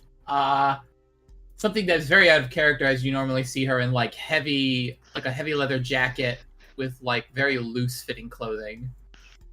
But in this instance, she's wearing something that looks like she has like a black choker with a ruby hanging from it. She has a sort of tight black kind of stretch fabric shirt that's tucked into a belt that kind of leads down to like sort of close to skin tight like black jean like material, and I wouldn't say she's not spilling out of her top, but it's definitely form fitting. It's like, and she kind of jiggles this bottle like, you ready for this? It's like she'll like kind of tug nervously at like the hem of her collar. I suppose I am as ready as I will get, yes. She snarks, takes the bottle and chokes it back. I have a And question. Are you she doing sort this? Are you doing this openly in public, or are you going to step into your wagon before doing this? I mean, this is like we're like behind a bar. There is no behind. The bar is in the middle of a city, my man. I don't know where my caravan parked. I don't know. In front of it. Okay. Yeah, we go inside. All right. So I invite you in because I've already done that before, and I drink this, and her shape fluctuates. She grows maybe a little bit. She doesn't get much taller. She got her rounded ears kind of shrink and migrate upwards as she starts to develop. She starts to grow this sort of fur. The hair on her, this curly, long locks of hair that she have, kind of like perking out from beneath this hat she normally wears, but she's not wearing right now. Sort of like shrivel and shrink away as she takes on a snow white coat. Her eyes go from a vivid yellow to a dark sort of violet, almost crimson red, something between those two. And she definitely fills out her shirt a little more as it gets maybe just slightly uncomfortable looking to wear, but definitely hits the right spot. And you see she takes off her spectacles, and with a quick snap of her fingers, they turn foggy black. She places them over, and you can just vaguely see a sort of two red points behind the glasses, with a snarky grin, with her newly formed buck teeth and her cute little black button nose. So, what do you think? And you can show the image now, Shad. Oh boy. I'd say I'm very curious. Tap and expand. She's hot. Oh God. No. No. Very tall rabbit ears. I don't know what breed of rabbit would have like the very tall ears, but that's kind of what she's rocking. What is Rens? I'm gonna insight Rencois in this moment. I want to see what their reaction is to Denumi. Cool. Roll insight. Roll a natural 20. You can see it. You can see it. popping in your That's head. an old-fashioned 4. I mean, Does I don't she have know. advantage? Question mark. I don't. That's. I mean, you're the GM. I mean, it's up to Rencois over here. How easy are they to read is the question.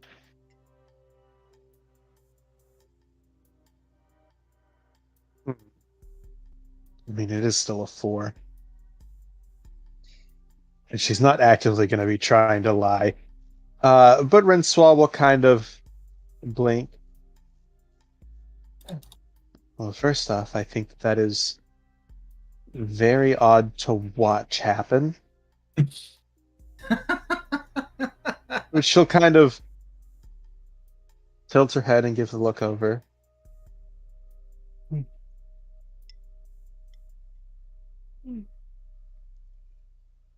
I say you bear it well, then. They wear anything well. Yes. Don't let your head get too big. You do need to fit back out the cabin door. We're going to need the confidence if we're going to pull this off, correct? You can sass me all you like in the confines of this caravan, but I know the moment we step out there, you might shrink a bit. That is a fair assessment to make. She reaches up and pinches your cheek. Just follow my lead. No hesitations.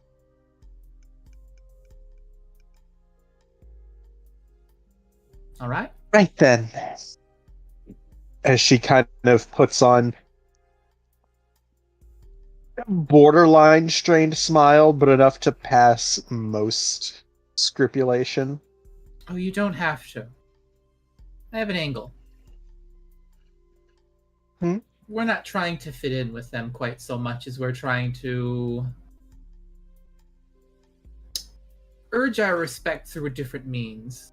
I'd rather be respected than apply for doormat. You wish for them to come to us, then?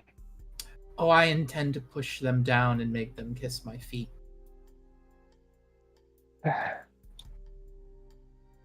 Yeah, that sounds like a Percival plan. If you have one better, I'd love to hear it.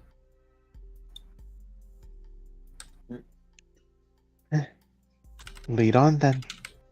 I wanted to hear "be nice" and do positive reinforcement so bad. Maybe as a joke. I will say, Uh, as we turn out, she has a very poofy cotton tail.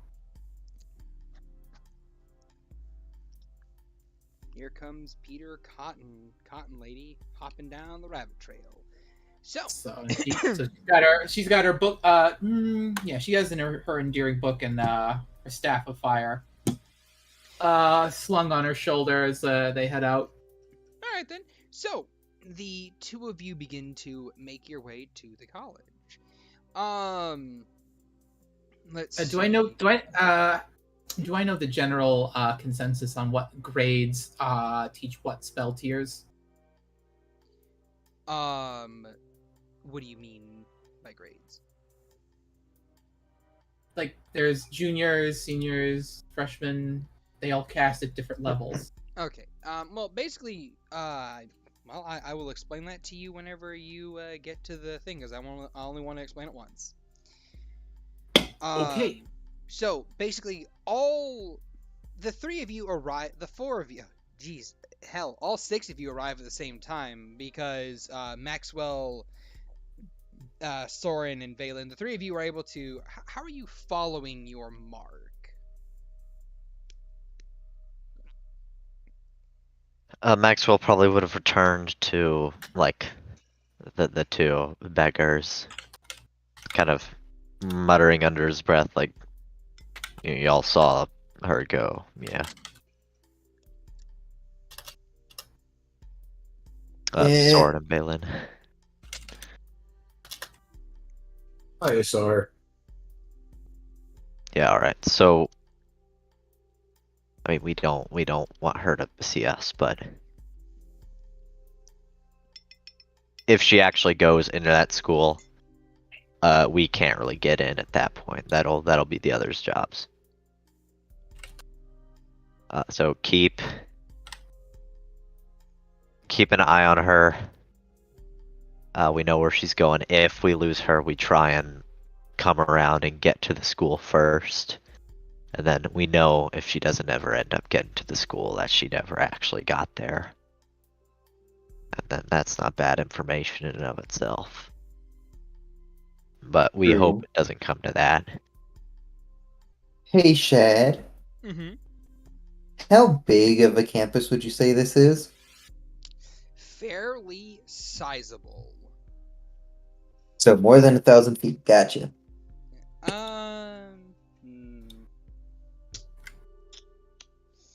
Well, here's the thing. You don't know if she would be entering extra-dimensional spaces within it or not.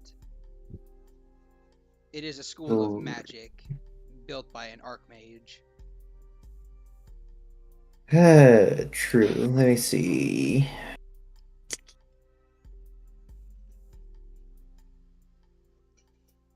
Continue. I'm double checking up on some spells that I have prepared. Alright. So,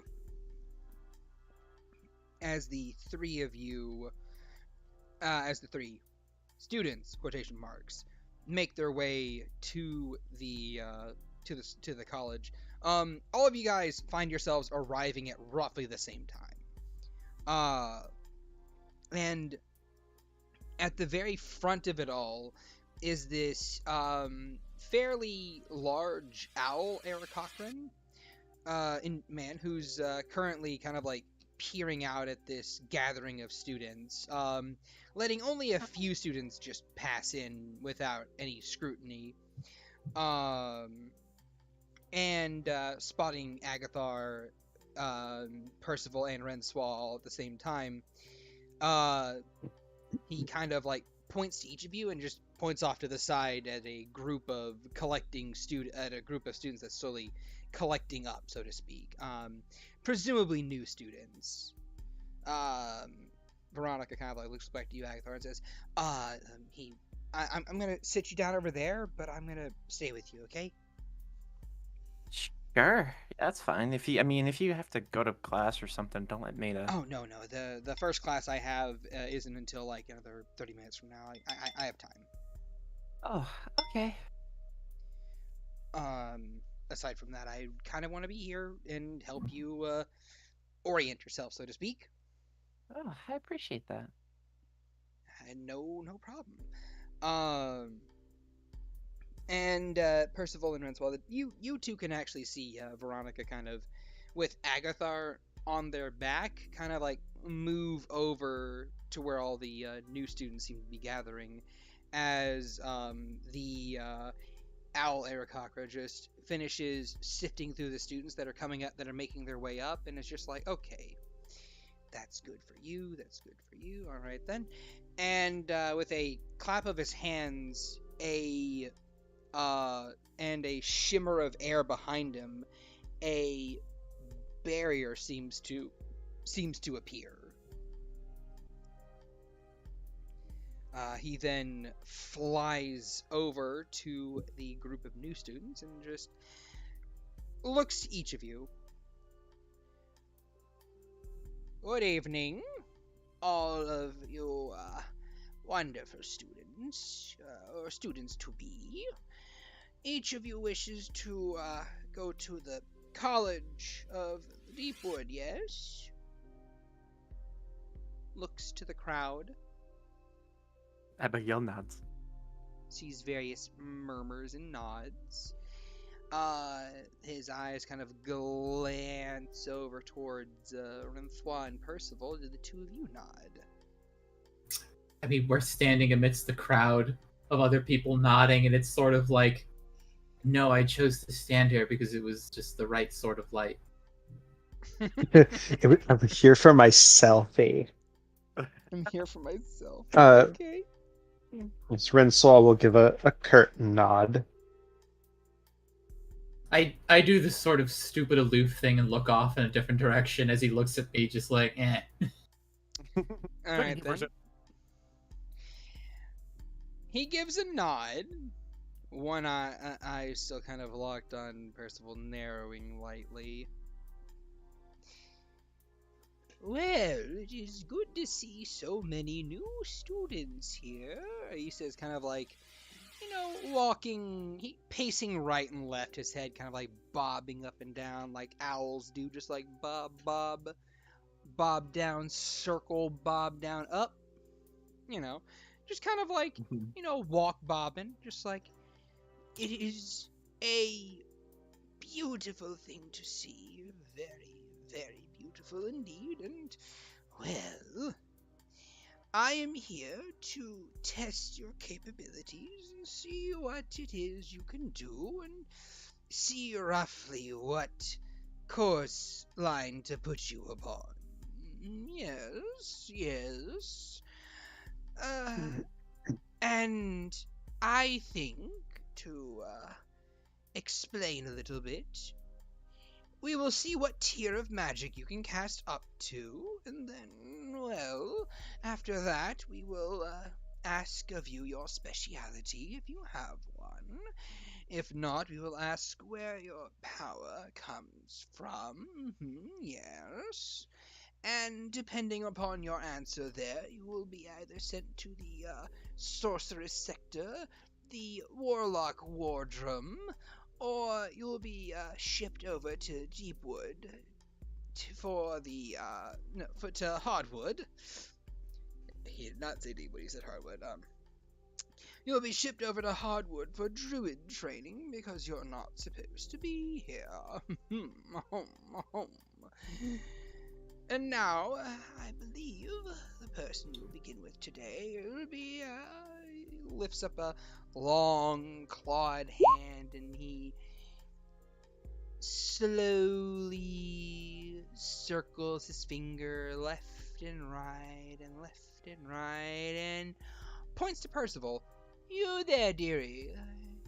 Come over here and show me your stuff, so to speak. He's asking about my staff. Show me your stuff, so to speak. Oh, stuff. I thought he said staff. All right. I look over to Rencois and hip check them before moving on. Kind of having the staff doing that sort of thing where I have it leaned over one shoulder and behind me. Mm-hmm. Moves up, and he asked me to just show him like what my strongest spell. Yes, one of your strongest spells. Need to check some extra quick.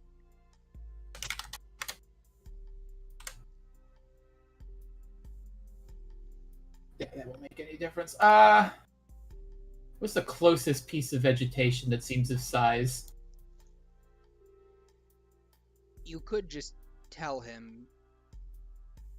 And He said show. He said show. Fair enough.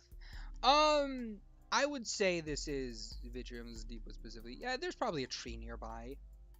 I'm looking at one that looks like I'm using my experience with Blight, and what tree looks large enough to be impressive, but not too big that I couldn't topple it in a single spell. You can probably locate one of those trees easily enough, like within the campus area. There's like a fairly small tree, just kind of like right there in the center of it. It's kind of like looking very nice.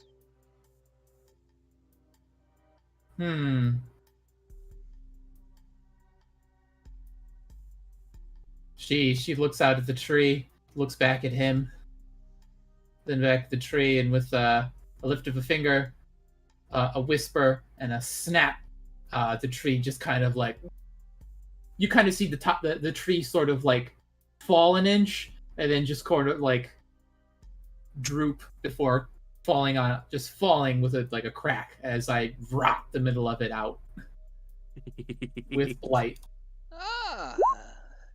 Actually, it isn't 47 damage. It's much more than that because it's a crit. No, it is. Yeah, it does maximum damage on plants. Oh no, I know. God, that's a damn good roll though on damage normally. Yeah, wow, that would have been devastating if I'd cast that on a person. Like I picked the bitch out of the crowd and go like melt, boom. Okay, everyone, calm down.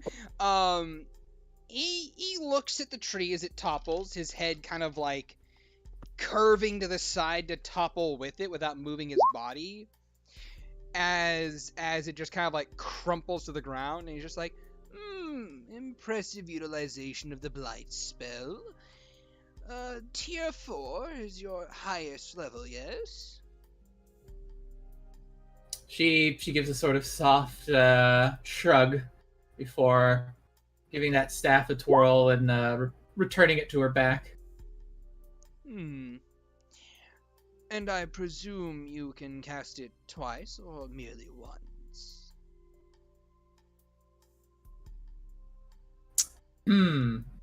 He's asking if I can cast that twice.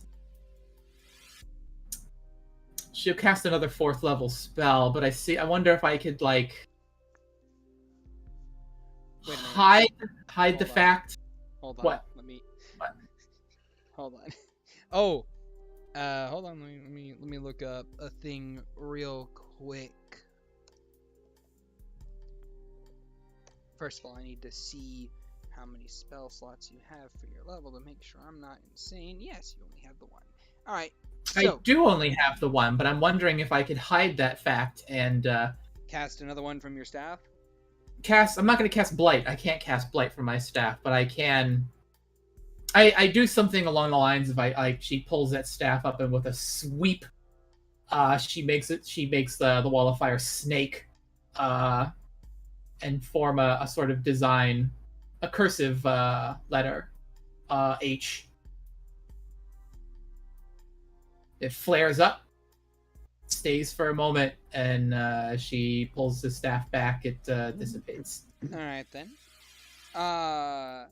Go ahead and make me an Arcana roll, an Arcana check. 27. Okay. 20. All right then. He quirks an eyebrow as you snake a wall of fire along the ground, and he looks back to you and says, "I did request a blight spell specifically, but it seems as if you do have a bit more oomph in your abilities than one might say. Although, well, I doubt you could do it a third time, otherwise you would have shown me a tier 5 spell to start with. Regardless of that, impressive showing. He gives you a little clap with his hands, and other students clap behind him. And I do leave a cursive H just kind of like marred in the in the campus as I walk back next to Rencois. All right then. Which you easily do with your Arcana.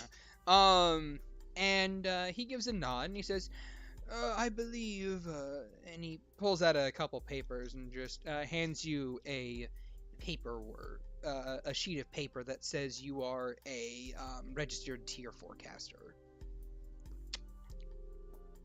Which is, which, as he points out, is rank 4 of 9 that you can have in the school. Who's casting 9th level spells and still in college? Come on. Going for their master or going for their doctorate. I want to learn Wish. I would like to point out that this school does not consider someone to be a true graduate unless they have gone through the 100-floor dungeon. Oh god, there's no There are- graduate. Or no one's graduate. here. No one's ever graduated. No one has graduated in. This school has in- like no accreditation. No one graduates. This is a college town because everyone is in the college. Due Still to in time. college, yeah. They're still in college.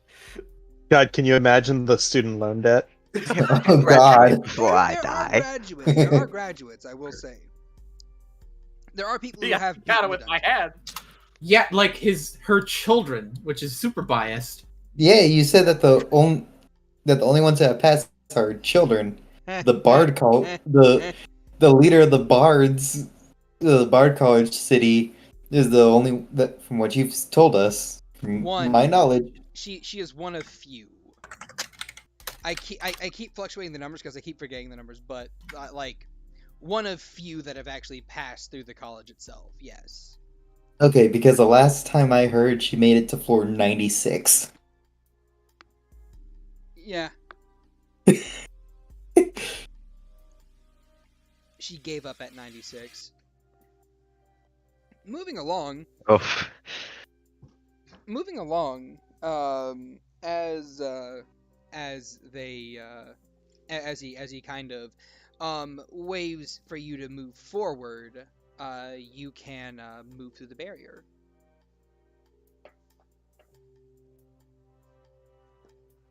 Do you do so?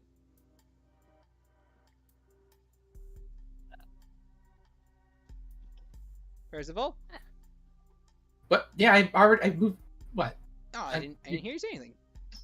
Oh, I thought you were asked. What did you ask me to do more? No. He gestured for you to move forward, and I said you can move through the barrier. Yeah, Okay. I did. Okay. I good. left. You I thought I moved- went back to Rencois. Oh, am I just going right to class now? I thought we were doing like no, a thing. you're moving through the barrier. You're getting on the other Alright. side of the barrier to show that you have passed the examination, so to speak. Oh, all right. I get yes. over there and I stare at everybody and try to psych them out. All right then. Roll me intimidation. Oh, Jesus. All right. Come on, give me a good one.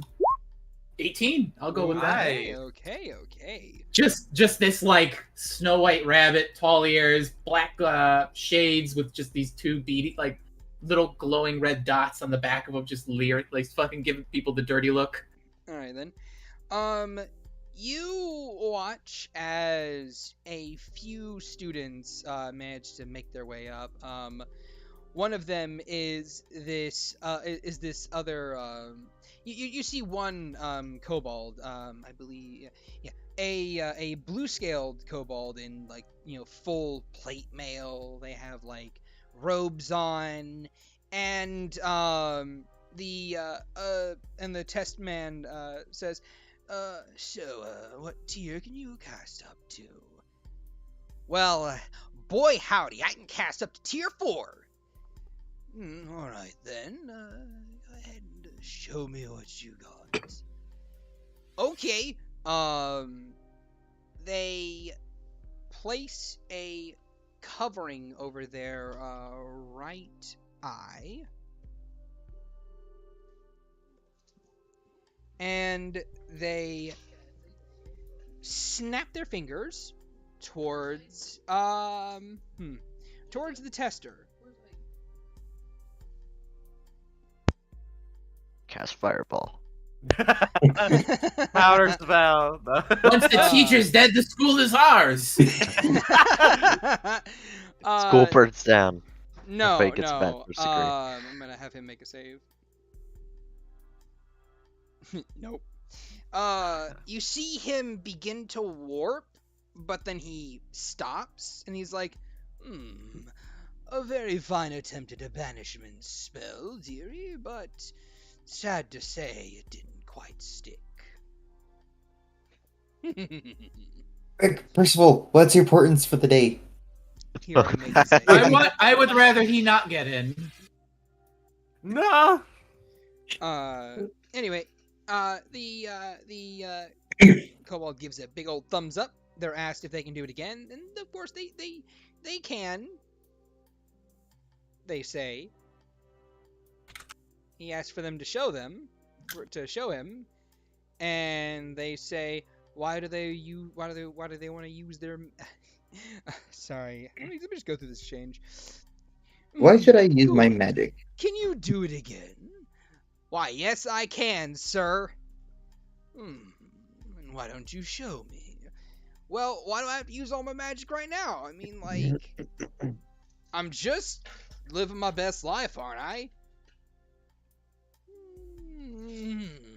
I suppose it's fair enough. You may go in. Hands them a slip. All I had to do was bullshit this man. I could have kept my fucking nice. Damn. This person rolled really good on their dice versus him. Next person, you there, little lady, points to Rencois. Oh, me? Yes. Yes, you. With the mushroom shirt. You must be a druid. Often chill. hardwood with you. Gone with you. She'll step forward.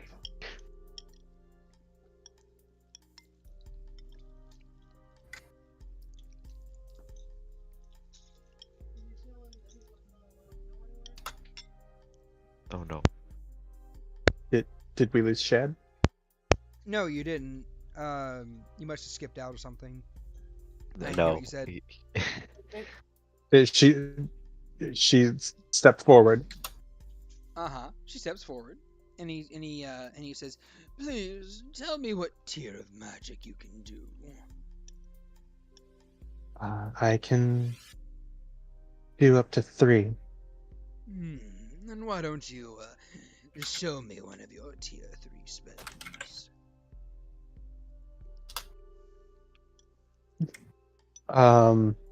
And she will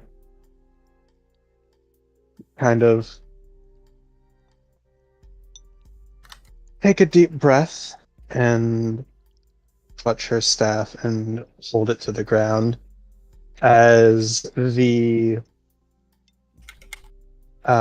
the crystals and little ornaments that dangle from it will slowly float up, and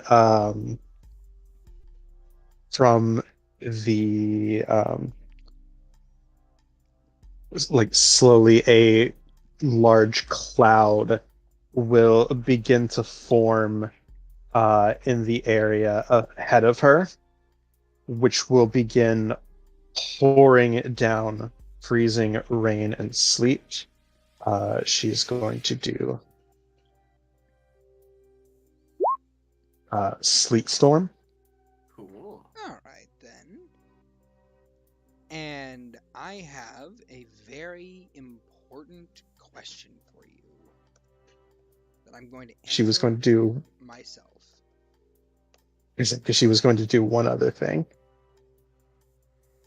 Because by now she has picked up that the instructor seems to ask if it's like, cool, you can do it once, can you do it again? Mm-hmm.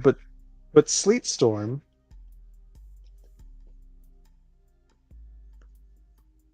is concentration, so like she could do another spell, right? Or Yeah, she can do another spell. yeah, If it's another concentration spell, it will drop concentration on sleep. it is not. No, yeah.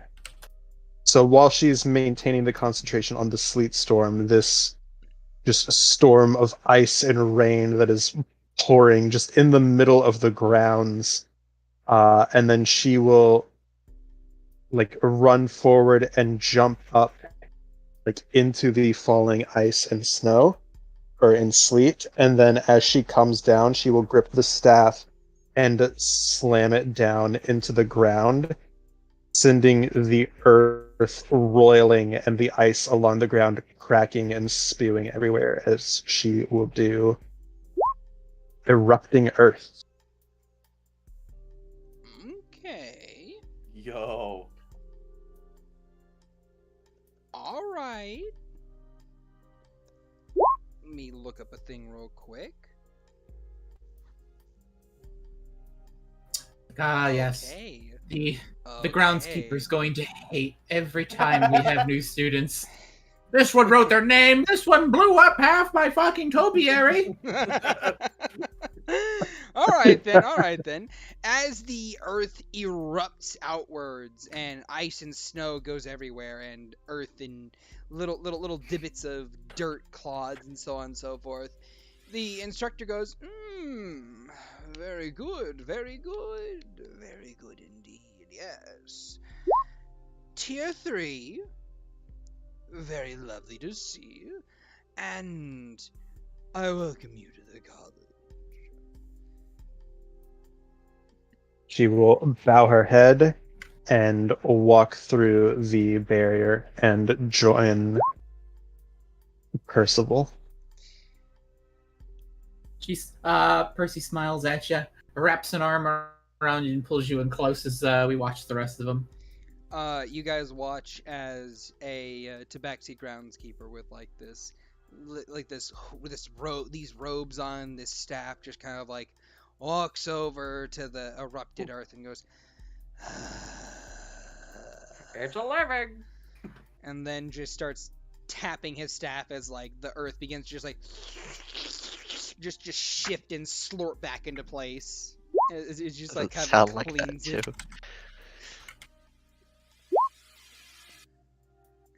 it. As he does his best to clean the mess up, and he does a fairly good job. The rain has already washed away the scorch marks, of which there's a light drizzle. Next up are a couple more students, but one of the students is they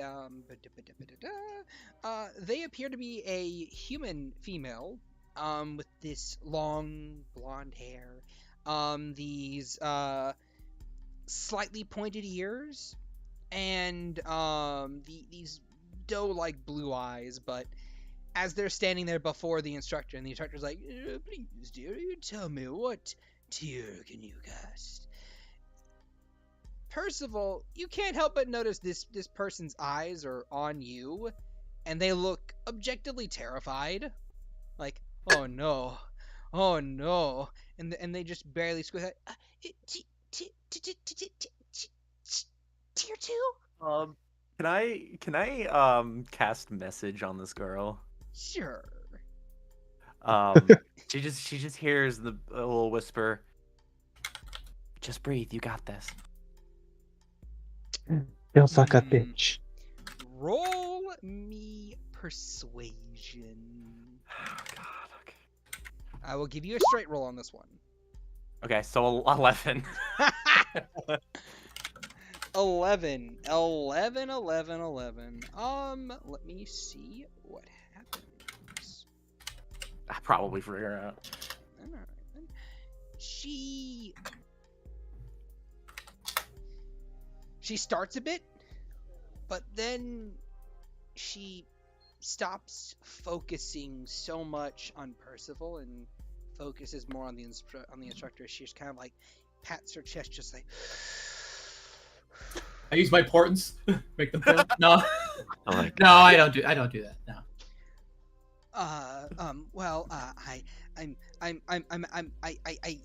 I may only be able to cast tier 2 spells, but I can cast those at least tier 3. And the instructor quirks an eyebrow.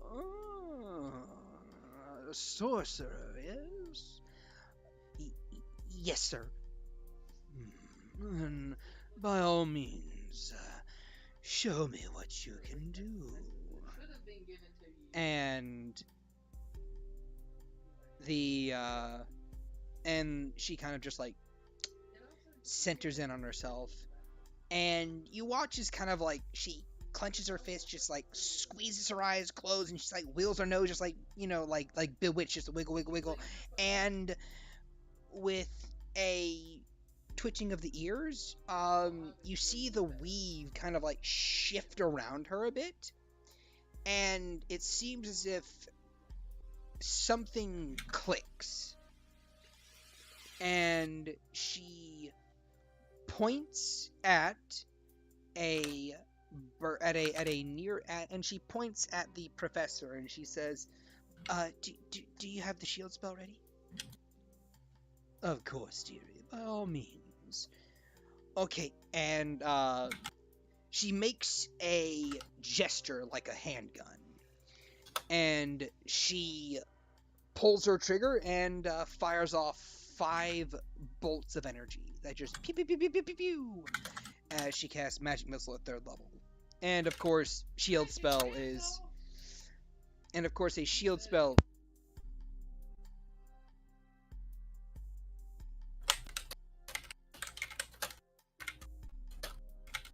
Anyway, but as this shield spell catches these various missiles and just completely nullifies the spell, he just gives her a nod and says, impressive. By all means, dearie, continuing. And she does. She nods. He then looks over to the last 2 people standing in the crowd. Pick Lax with dodgeball. Yep, Veronica and Agathar. As she kind of just says, you know me, Mr. Melinda. I'm already, I'm already in. Yes, I know. That girl is not, though. Of course. She moves forward and she sits you down, Agathar. Show him what you can do. And what can you do, dearie? Hi. I could do 3rd tiers. Tier 3? And would you give me an example? I certainly can. And he looks at, he kind of looks at the crowd and just like in his head, he's just, all right, I have to show off a little bit. And he goes, he kind of sits, he goes, or I guess she goes, okay, so it's this like open area. And so she sits on the ground, and does crisscross applesauce and pulls out the spell component for she pulls out wait, is that, oh, it's, oh no, sorry, for, yes, the gilded deer skull, and she puts it on, and then gives a little bit of a sigh, and from under her, I think this is the time to maybe show off a little bit. From under her, she's gonna summon Belle. All right. Now, I have a question. Are you using summon undead, or are you using animate dead? Summon There's gonna be a difference in how this is flavored. Okay then. All right then. And what kind of undead are you summoning? There are 3 types. I am going to summon a small version of Belle, like an actual, like, normal deer-sized Belle instead of the giant elk-sized Belle. All right then. 2 seconds.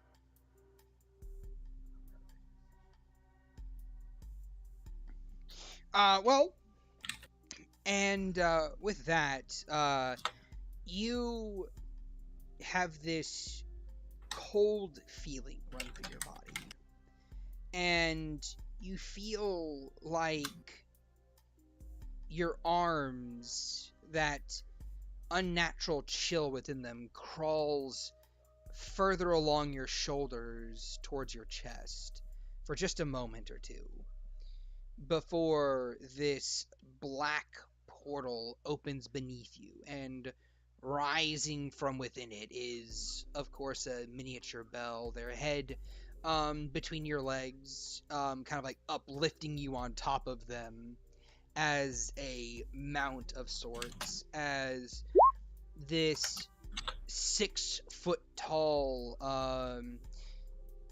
facsimile of a giant elk stands beneath you with this keening wail of emitting from it as its head cracks left, then cracks right, and it awaits your commands. As you get a clap from Veronica and a soft clap from the instructor. Well done, well done. Miss, what was her name again? He thinks, he ponders for a little bit. I believe Miss Ariana will enjoy having you in her class. Abigail gives a big smile. Yes, and I can see why Veronica favors you so. You may, of course, make your way in. Thank you. And he's gonna have Belle Belle just kind of, walk like, him over flip-flops to the in. Yep. yeah, clip clop, clip clop. Clip clop, clip clop. Just like. I did it. I did accurate clip clopping noises. Yeah. Woo! Good job.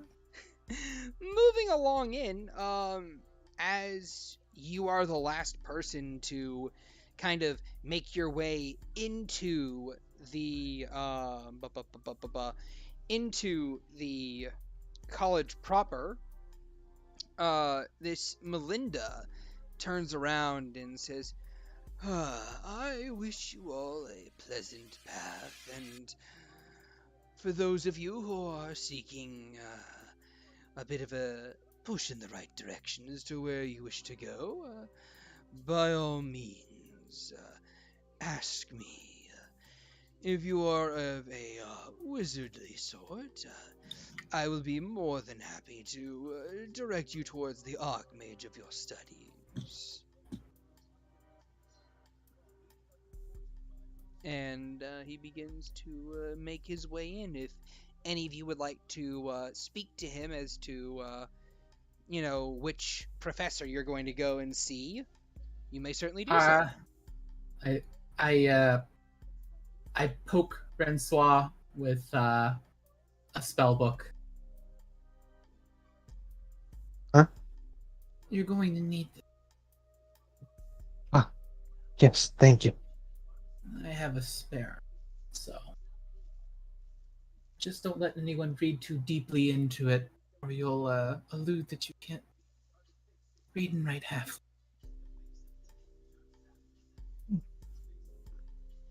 I need to know.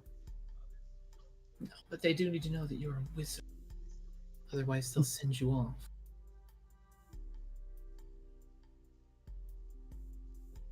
Indeed. And we walk on, unless you had something else you wanted to share. Well, I mean, it's up to you guys if you want to talk to Melinda about your Archmage, the Archmage of study that you would want to go and study under, take classes from, play into that whole, pick your wizard subclass type thing, but... Yes, but we're supposed to be shitty kids. That's the thing. That is fair. That's the thing. The thing that you'll notice, Percival, Rencois, Agathar, is that this man, when he announces that, he is actually swarmed by a lot of the newer. Yeah, but these are the new kids. They're not popular. They're freshies. Plus, I kind of already know where I'm going. I mean, of course you do. They need to become jaded. They're still naive and have aspirations. They still have that childlike They wonder have- that needs to be destroyed. Yes. I would like Sure. I'd like to be known. This is a college campus. They're gonna give you some freedom, but they're also gonna offer you like pathway choices. Yes, and I know which one I want. And Rencois, what kind of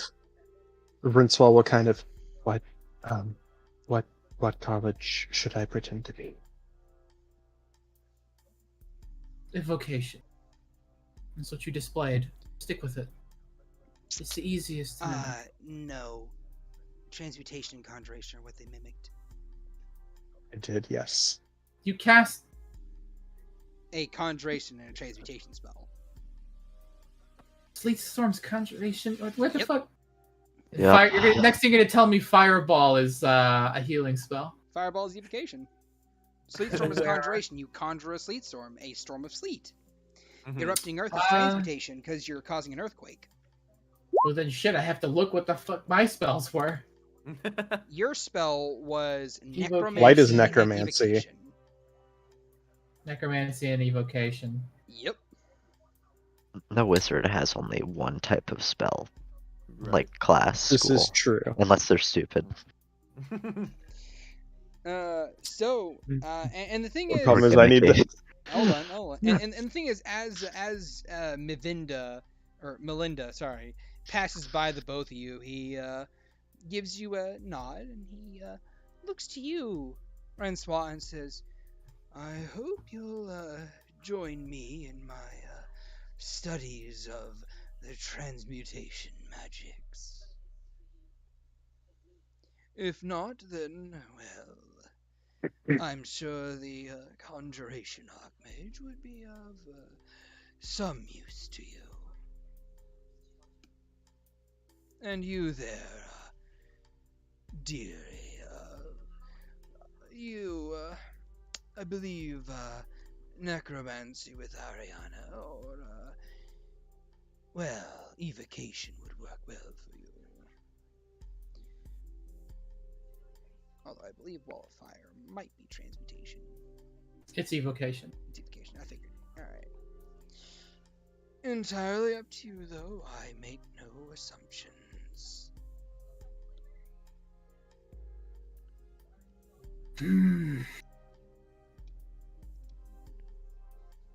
I look to Rencois, seeing if they're gonna say something, like give an answer or wait for me.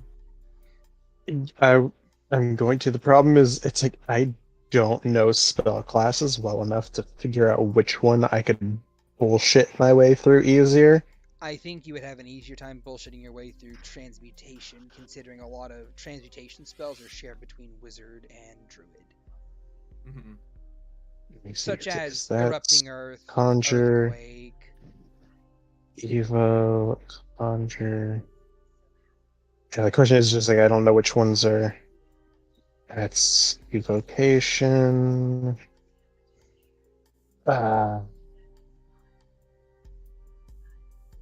Wow, I have like no transmutation spells. That's Not a one. transmutation. Yeah, it's like because I could do Earthbind as transmutation. Um, that's transmutation. But I think a lot of these ones are. Well, no, water walk is transmutation. Okay, water breathing is transmutation. Yeah, probably Like I said, transmutation. maybe Speak you with should plants. Yeah. speak with She plants is not a will. wizard spell. She will. Well, I was just going through the list, but yeah, she will. She will not. I look forward to learning what you have to teach me. And I look forward to helping you learn how to make your own philosopher's stone. I remember when I made my first one. Is potion brewing considered a transmutation of art? No, it is not. I mean, potion brewing is its own separate thing. Alright. Like, potion brewing is an elective course, if that makes sense. Okay. You can specialize in it for sure, but it is an elective course.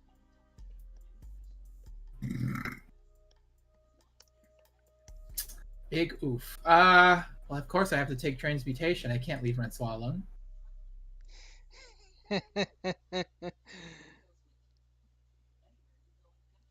Alright then.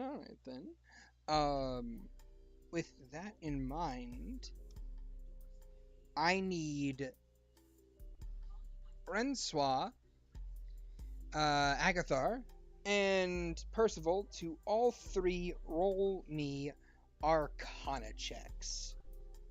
Okay. All right. What I roll? 12. I'm gonna use lucky. Damn, 12. And Arcana go burr. How you got a 10? Don't worry about it. Cheating cheater. Alright then. Also, that's a 13 because you have advantage. Oh, Agathar. yay! I'm Alright, super 4, smart. 12, 13. Oh boy. Oh boy. Alright then. Well, you're certainly not impressing anyone with those numbers. What were we doing? You said nothing. I was getting to that. Okay. You gotta let me finish. So, the first half of the day is You gotta divided between orientation classes, obviously, getting you acclimated with the school and how it functions. Effectively, you have a course that you pick to be on. And this course basically teaches you all the nuances of your particular spell category, of your particular spell type, and so on and so forth. If they feel that you are not supposed to be on a particular course, or they feel that you're not excelling, they're going to just swap you over to another course of your choosing. Or they're going to heavily imply that you should switch over to a different course of your choosing because you're clearly not getting this one, you're not understanding it, if that makes sense. But they don't just kick you out if you don't know what's up. Does that make sense?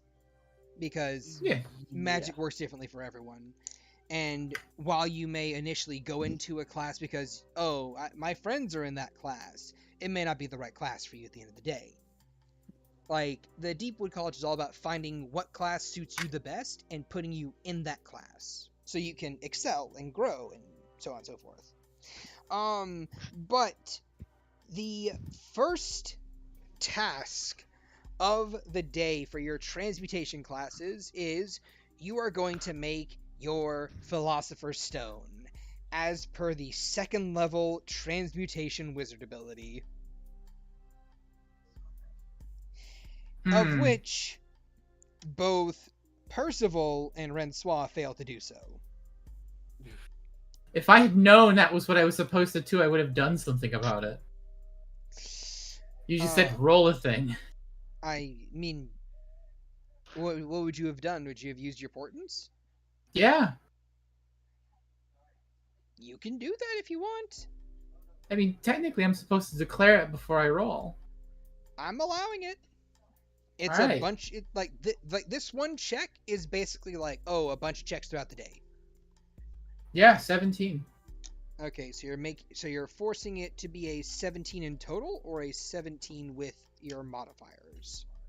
I have a 10 for my portents and a +7 with arcane. Okay, 17. I have a So question. I'll burn that portents. Yeah, what's up? All right then. So my main question for you is, are you a transmutation wizard? I am not, but I can fake it. You are not, and that means that you cannot theoretically make a Philosopher's Stone. Yes, I but will here's say- here's the question. Yes, let me. How do they evaluate whether or not it's a Philosopher's Stone? By checking its function. And who does that? Your teacher, Melinda. That old I'm owl. gonna- man. And when he does that, I use my hand behind my back or under the table. I will cast a spell on him. And what spell are you casting? Phantasmal Force. Alright. An intelligence save, yes? It would be if he didn't roll a 6. What is your spell save DC? 15. Well, let me check.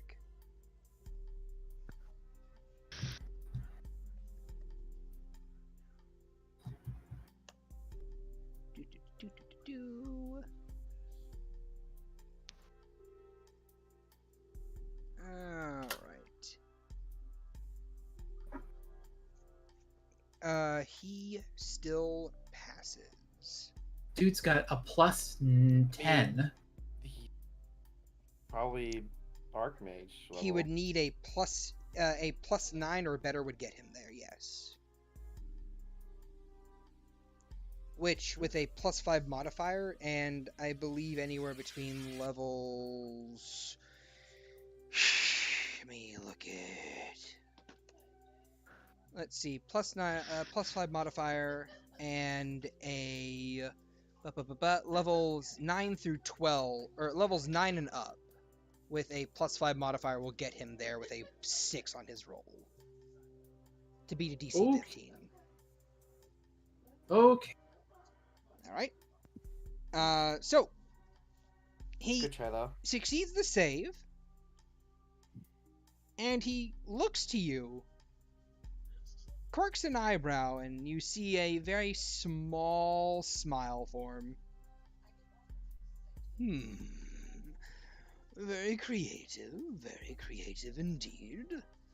Although if you couldn't produce the item, you need not worry. There are other ways to accomplish such tasks. You can try again tomorrow. And he will move along. If you'd like to, you may insight him. I mean, I got a 1, an 18. 18? You get the sense that there was some respect earned. It's like, cheeky bitch. Yes, the essence of wizardry. The essence of wizardry. Cheating. Yeah. We cheat physics on a daily basis. So who cares if you cheat a little bit on the test? But he continues to move along, and Rencois, sadly, you are also unable to produce a philosopher's stone.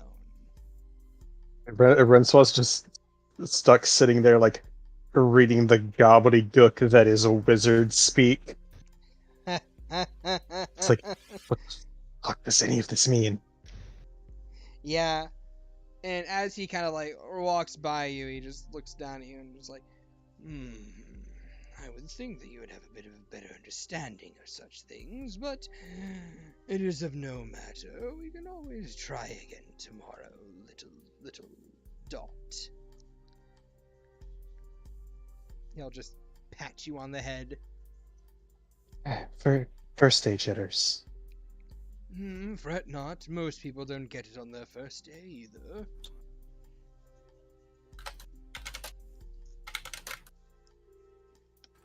And as he continues throughout, and those are your lessons for the beginning of the day. It's a lot of boring stuff that I really don't want to get into. Agathar, you, on the other hand, are asked to simply build a skeleton that you can animate. Without using magic, without using any form of... Well, by only using tools. You're asked to make a skeleton that you could animate. And you and Victoria kind of like work together to do so, and in doing so, she looks to you and she says, hey, there's this... Okay, so you know that cool like three-headed wolf skull that you were showing me the other day? Uh-huh. What if we made that the head of this skeleton? Ooh. As awesome as that sounds, that skull's got a little more going for it. It's like demonic in nature. I don't Well, then that fully understand. But that's the It thing. does. That's the thing. If it is demonic in nature, then that means that that the skeleton we animate with it is like, oh my gosh, gonna be even better. Or it might start going to town on everybody in here. Okay, look. It's not gonna go to town on anyone here. It's gonna be under our control. And even if it wasn't, we have the Archmage standing right over there. She could just, like, wave a hand and dismantle it. Yeah. It's a weak little skeleton. What's it gonna do? I don't trust the skull. And he kind of like feels it in his bag of holding. Is he getting any like vibes from it? None.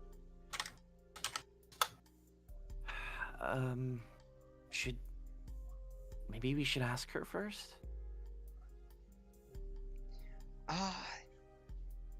I mean, okay, I guess. We can go and ask her.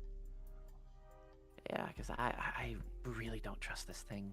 And I don't want it to hurt you or anyone else in here. Aw, you're concerned for me. Of course, why wouldn't I? Well, I mean, I'd like to build a skeleton. I suppose that's fair. I am kind of concerned for your well-being as well, so yeah, we should talk to her about it. Okay, fine.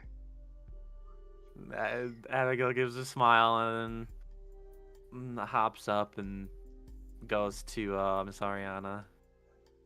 Alright, so Miss Ariana just kind of like is perusing through her students, looking at them as they build their skeletons. Course correcting a couple of them here and there, just being like, no, the tibia is attached to that bone and not that bone. That is a femur. Oh yeah, right. And she looks back to you and she's like, oh, Abigail, and please do tell. What is your question? Well, we had an idea. I have this strange skull in my possession, and we were kind of thinking of using it as the head, but I'm still kind of researching it, and I'm not sure about it. I just don't want to cause an accident, so would you want to take a look at it first before we do anything with it? Well, I would be more than willing to take a look at the weird skull thing you got here in the Bone Zone, but seeing as how the assignment was to, kind of like, build a skeleton like a normal functional skeleton without any cool like heads or body parts and stuff like that. I'm gonna have to ask that you and Veronica stick to the assignment that I gave you, and just kind of like, I'll check the skull out, but we can always, work that out later. Okay, we can do that later then. I mean, hey, if you want to like leave the skull with me, like right here, right now, by all means, go for it. I mean, I can stay ahead of you. I get it. Yeah, good. She pulls the skull out. Whoa, now that's a skull. I have never seen a skull like that before. That is really interesting. You mind if I take it? Go for it. It just gives me some bad vibes sometimes. Oh, skulls like these. Psh, what's the worst that's gonna happen? A demon comes out of them? Flash cut to the skull on fire. She picks up the skull and looks at it, and she says, "Oh, poor Abigail. I knew him." Abigail's just like, Also, does she recognize Agathar? Roll an insight. Oh god. Okay. Insight. Here we go. Teen. Nope. Okay, cool. We'll keep that. She on the does down low. not recognize you at all. All right, sweet. It's the horn, isn't it? Yeah, that's exactly. That's exactly what it is. Okay. You get the sense that she may or may not be a little airheaded. That makes her even more wonderful. Okay. Yeah, so we'll let her take a look at it. Alrighty then. Yeah, she's like, sorry, Veronica. I know it was a cool idea. Oh, you wanna? I get it. So she told us to stick to the assignment, right? Mm-hmm. Oh well. What else can you do, right? She shrugs. Okay. And with that, as you guys kind of like, finish your skeleton building, your skeleton does animate properly and does, it functions. It works. Mm-hmm. It is beautiful, and it walks around normally. You're good. It's a very well built skeleton. Yeah. I freaking better make a good skeleton. I know, right? You're only a necromancy archmage in the necromancy course with your little necro girlfriend. Don't worry about it. It was trained by the actual fucking necromancy archmage. Yeah. And as Ariana passes by and looks at the two of you, she's like, "Ah, yes, Abigail and the Necro. Awesome work. I love it." What? Did you not like the Did joke? you just come up with that? No, I loved it, but did you just come up That's with so that? good. That's really good. Oh my god. It's a zinger. just a little bit. And she kind of like looks at your skeleton as it waddles about. Her black eye with this white iris kind of like peering at it, appraisingly, before she gives you a little finger crossbow with her, skeleton hand and goes, "Good work, you two. I love the way it looks. And, hey, Abigail, do you mind if I keep this skull overnight?" Sure. And I trust it in your hands. Awesome possum. And you know what possums are good at? Dying. Being possums? Eating trash. Playing dead! And then she just collapses to the ground. Roll Quick an with the insight. body!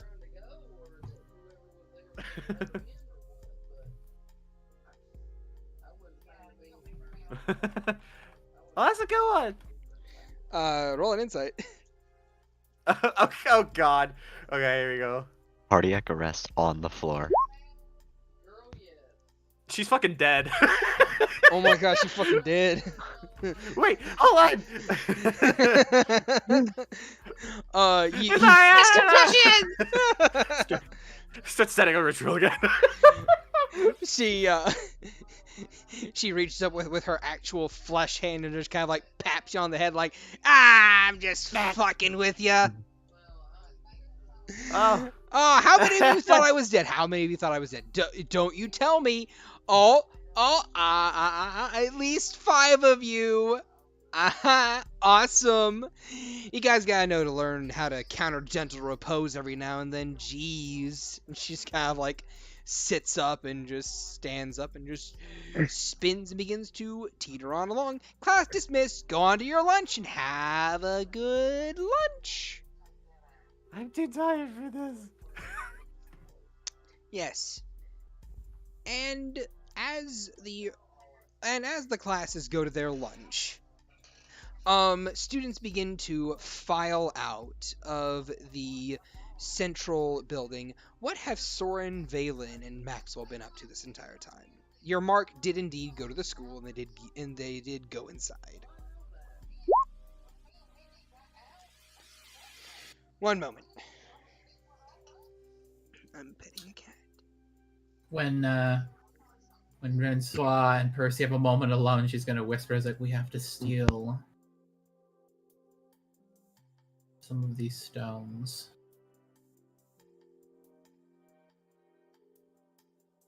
Are Maxwell and Veylyn here? Are the Big stones in some way tied to the magic of their creator, or are they just like, would they know that we didn't make them? I'm not a transmutation wizard, so I'm not entirely certain. I mean, it's our best bet because neither of us are making one. I'm back. Sorry. I've made charms and objects before, but for some reason this gobbledygook is something only manipulation of objects can properly do. Yeah. I'm here, Shad. Where did we actually end off with us? It's been like an hour and 45 minutes. I was How about to get there. sticky are your I do find your fingers? they don't need to be sticky. I just Okay. need to find someone willing to part with a couple of their stones. And he gives you a smirk. Okay. So as everyone else files out for lunch, Maxwell, Veylyn, and Soren, the 3 of you were on stakeout duty. Your target did indeed go to the school. So what have the 3 of you been up to during this time? Did we actually see them go in? Yes, you did see them go in. Okay.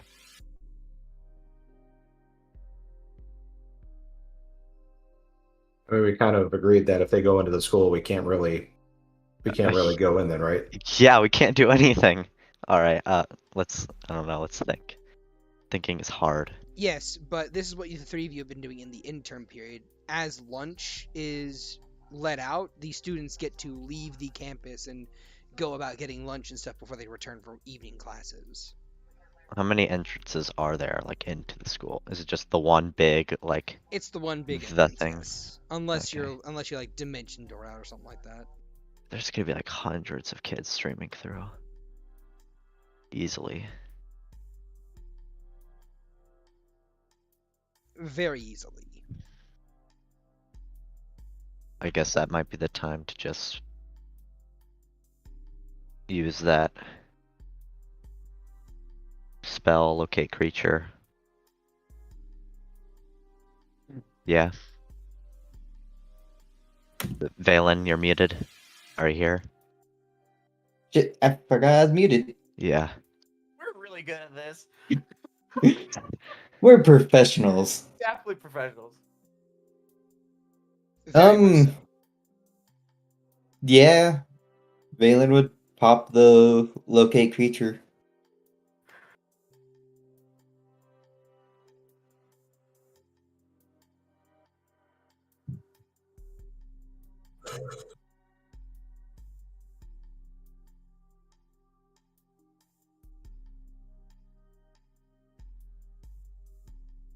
Oh, I thought he was talking to us the whole time. I thought so too. I was like, wait, Mhm. what? Shad. Sorry. Ignore me. That was all We muted we on are. stream. I was going to say. Continue what you So- were saying, please. So yeah, once the students start coming out of the school, Veylyn will pop his single 4th level spell on locate creature.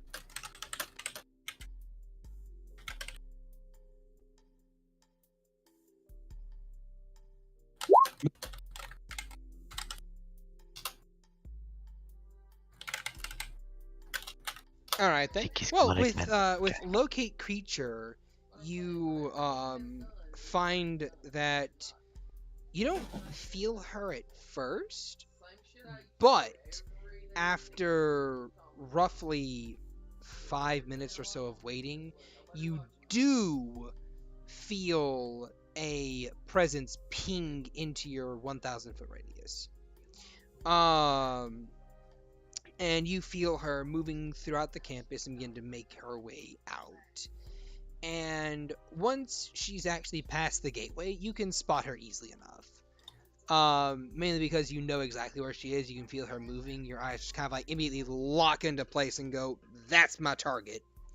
And Yeah, you're able to follow. I need the three of you to make me stealth checks, unless you're just not even in line of sight. Veylyn will shift his cloak before following at a distance. All right, what are you shifting your cloak into? I'm gonna shift it into his. It's an adventure city. His tattered adventuring gear. Because I Alright. reread what Shiftweave does, and it's a full suit of clothing, not just a single article. All right then. Well, as you kind of shift your clothing into your more adventurous apparel, what is your plan? Valen will point out the student, make sure that the other two have some sort of visual, All right then. and then he'll try to follow but stay separate. Yeah, I'm gonna argue like 100, 150 feet. 'Cause Alright how then. long does that spell last for? It lasts for an hour.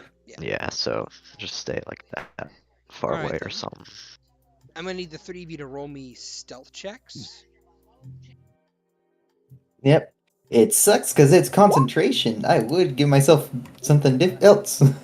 Have you been talking, Soren? Just muted? No, I'm here. I haven't been saying anything. Just Okay. kind of. I'm glad that I can walk from a distance at 500 feet and still It's a know where good she's. thing. It's a good thing that you guys are. This is a group stealth check, but the three of you kind of like blend in with the crowd easily enough. And you follow her through the crowded city streets and to the market district. And she is walking in tow with three friends of hers that all seem to be the same age, There's a human, a high elf, and I believe a Inumashi. The four of them kind of like, collectively moving along down the various roads and side streets, and they're kind of like perusing, trying to decide what to eat, and around about, I want to say, a few minutes into their walking, what's up? I was just gonna say, for the record, I make sure to, look at their faces long enough for keen mind to kick in. Okay. Easily done. Just remember. Go on. Yeah, no, easily. You make your way, or you guys follow these four girls, and eventually they stop by a couple stalls and pick up some food, and about halfway into eating together, the Inumashi girl and Tana break off from the other two and go down a different path to the more accessory-based market square, towards the more accessory-focused market square. The two of them kind of like walking and meandering about, and around this point in time, since the crowd has thinned a little bit more, I need the three of you to make me another stealth check. Yeah, we'd probably have to get closer just to keep reliably following.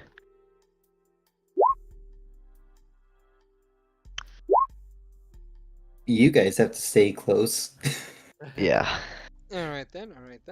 So, the three of you continue to meander your way through the crowds and along the side streets, and eventually you watch as these two kind of make their way towards a stall that is selling song crystals.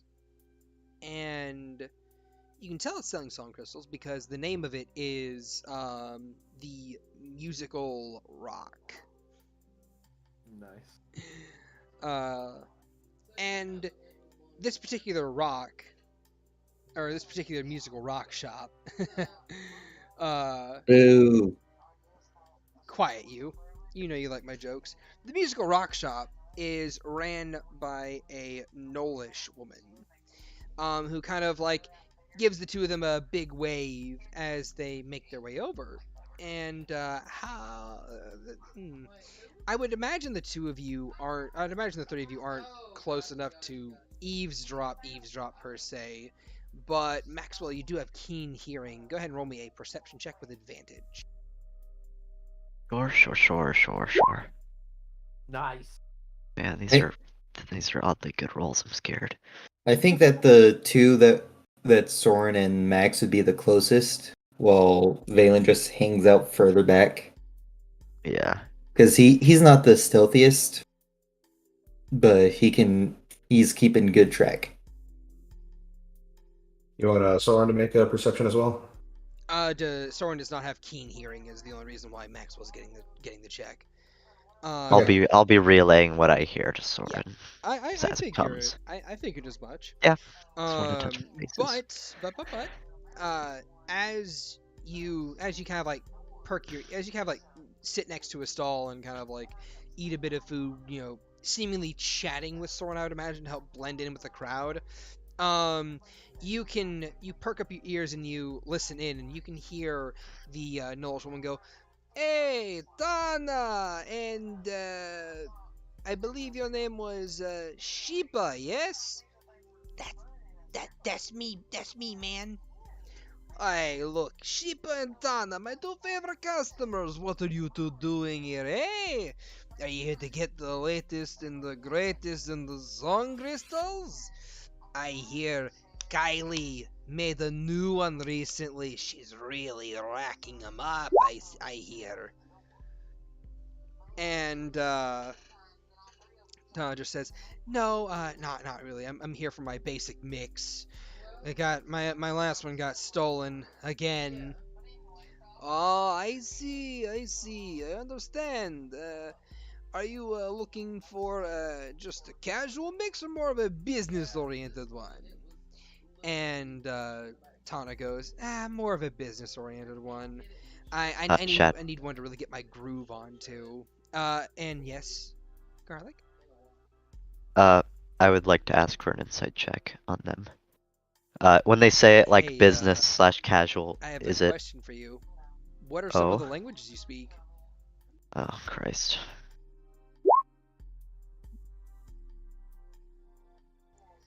What's that language at the very bottom? Thieves can't. Mm-hmm. So, would you imagine this is thieves' cant, or is it a thieves' can? Well, it's not a thieves cannot, because there's no apostrophe. It is a thieves' cant. They are speaking in thieves' cant. But effectively, what you're able to glean from their conversation is the shopkeeper basically said, "Hey, are you looking for more of a personal mix, or are you looking for more of a business mix? AKA, are you wanting a mix of songs that you can do business to or deal drugs to effectively?" Yeah, so Maxwell's relaying to Soren, like, alright, this lady, this doll, she's probably like a front for the gang to hand out what are basically their powers, etc. So this is no good. This is hell illegal. Make note of it, please. And he's going to write it on a scroll, but he's not going to do it in any kind of language that anybody can read, if you know what I'm talking about. Oh, I do. Making use of one language I know that I haven't used yet. Has a name for the woman been said, the vendor? No, a name for the woman has not been said yet. Give me just a second. Okay. So the Inumasha is Sheepa. Yeah. Alright. Then it's Tana. It is our Tana and perp. Sheepa, yes. Alright. 2 seconds. So essentially, after we're done following this, we're gonna stake out another place.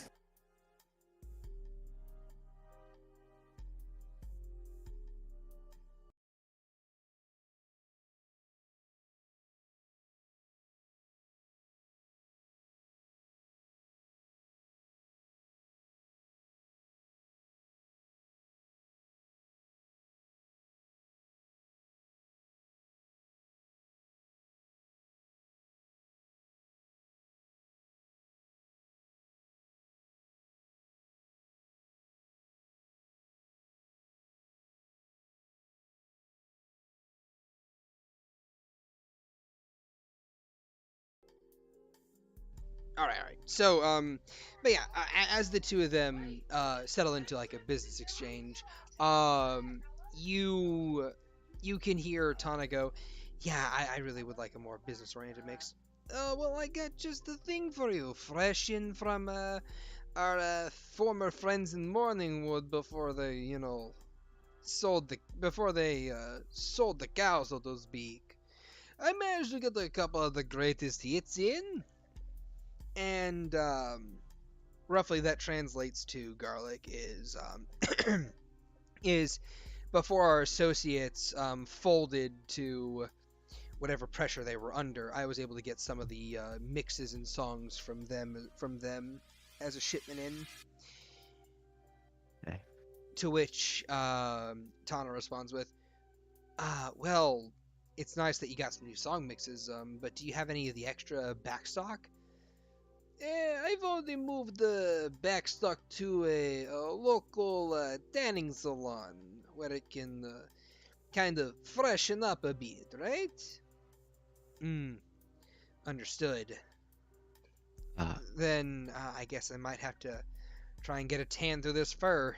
It'll be a little bit hard to get the tan through the fur if you really want to spicing up your looks, then I might recommend the dye shop on 4th. You just go in, and say the usual spiel, right?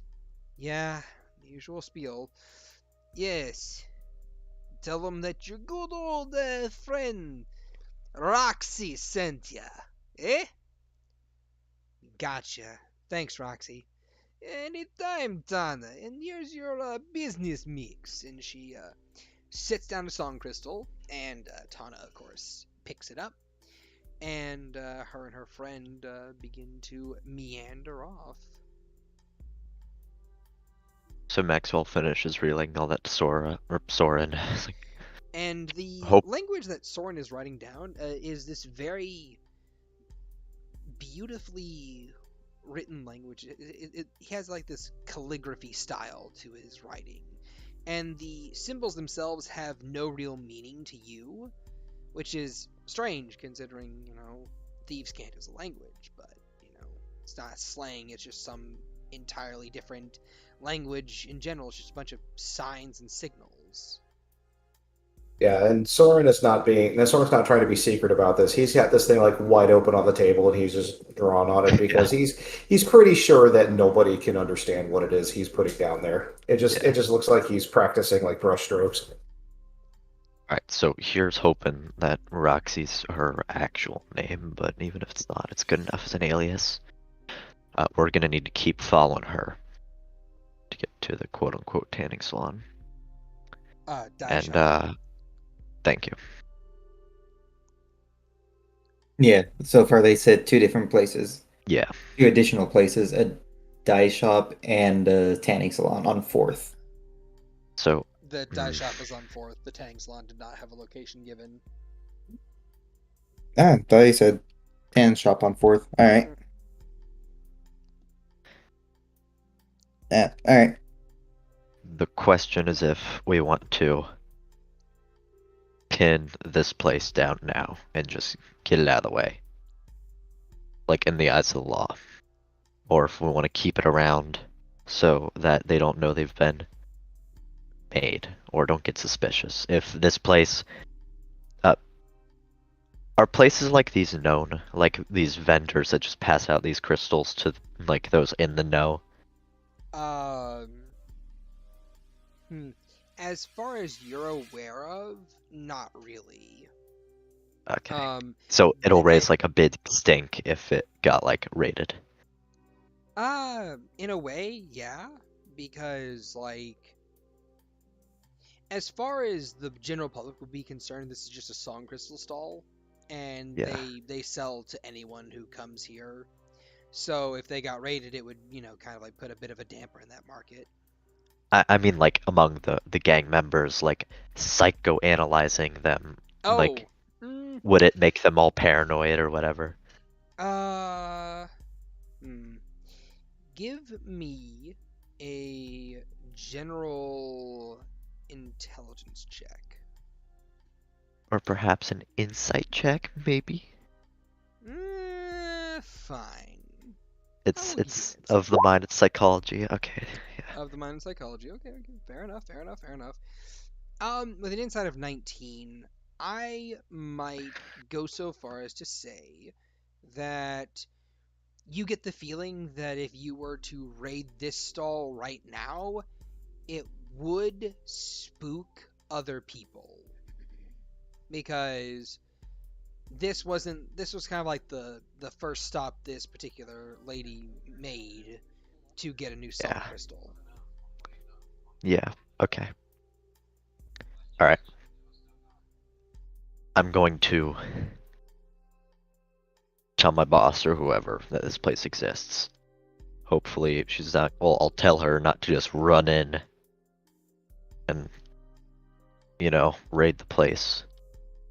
We're gonna keep following, Gee, Maxwell, Tana. you have little faith. Yes. We're gonna keep following her throughout this. And honestly, Shad, I can't remember. I remember something like a magical fax machine or cell phone. But I might be imagining it. Yeah, to the boss. Yes, there is a sending stone to the boss. I'm gonna make a call if that's all right with you. I will say during this entire conversation, Tana has been getting further and further down the street. Yeah. So if you guys want to, you may walk and talk, but you're gonna need to do a couple checks to catch up by this point in time. Yeah, probably that. Catching up. Or just walking and talking, honestly. All right then. So everyone, make a stealth check. All right. Veylyn has no clue what's going on. He's just Nice. Oh, damn. All right. Man, God, Soren you're and welcome Maxwell to are carry carrying Veylyn. Veylyn. Bro, I think Veylyn just loses them. Oh, well, it's jeez. impossible for me to lose them. I'm the one holding the spell. Yeah. That's just funny. Still, group stealth check, standing. You guys do manage to follow Tana and her friend, Sheepa, as the two of them make their way, down Market Square and along a couple side streets to, what appears to be a, fairly nice looking establishment, called, the Dye Shop. And it has this black sign on the front that has all these rainbow colored dyes just, across each of the letters that seem to kind of like translucent change colors as you kind of like shift your perspective from one end of the other. Or from one end to the other. It looks like a really lovely business. And the two of them open the door and walk in. Okay. Two things. Maybe just one thing. It was that. Did her friend also receive a crystal? Her friend did not receive a crystal. Okay. Alright, I think that's all. Are there like windows on the front of this? Like, is it like an old hair salon where you can like peer Yeah. in and see like the whole place? Yeah, it is. Okay. You can peer inside. Yeah. Look inside. Just give it a glance, yeah. See like how many patrons are in there, employees, yada yada. Alright then. Peeking inside, roll me a perception.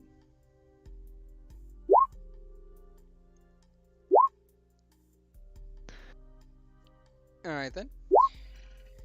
So, with that perception of a 16, you peek in and you look and you see and you can spot roughly, I want to say, 3 patrons in there, including the 2 girls that you followed in, and 1 worker who's this big alligator lizard folk, just kind of like leaning against the wall, his half-lidded look, just kind of like gazing at the 3 patrons before him as he kind of just like waits for them to make their selections and to make their way up.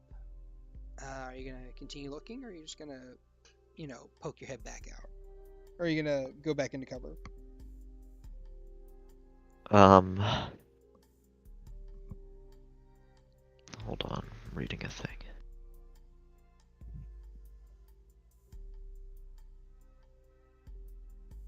I would like to cast Detect Thoughts Alright then. on. It's 30-foot range. Yep. You can catch anyone in the shop you want. Yeah, okay. Detect Thoughts on. It's one of 3 charges. Who do you think? Alligator Dude or what's her face? Probably Alligator Dude. Alligator Dude, I cast it on him. Alright then. Well, I mean, you can cast it and then you can focus on Yeah, individuals. yeah, that's fair. I forgot about that. Him first. So, okay, you're focusing on him first. You get surface level thoughts along the lines of like, I just gotta wait for this customer to leave. God, she's been in here for 5 whole minutes and she's just not picking anything.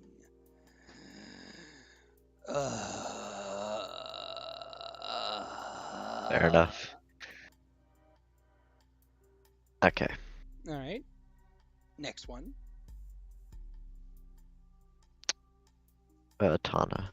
Alright then.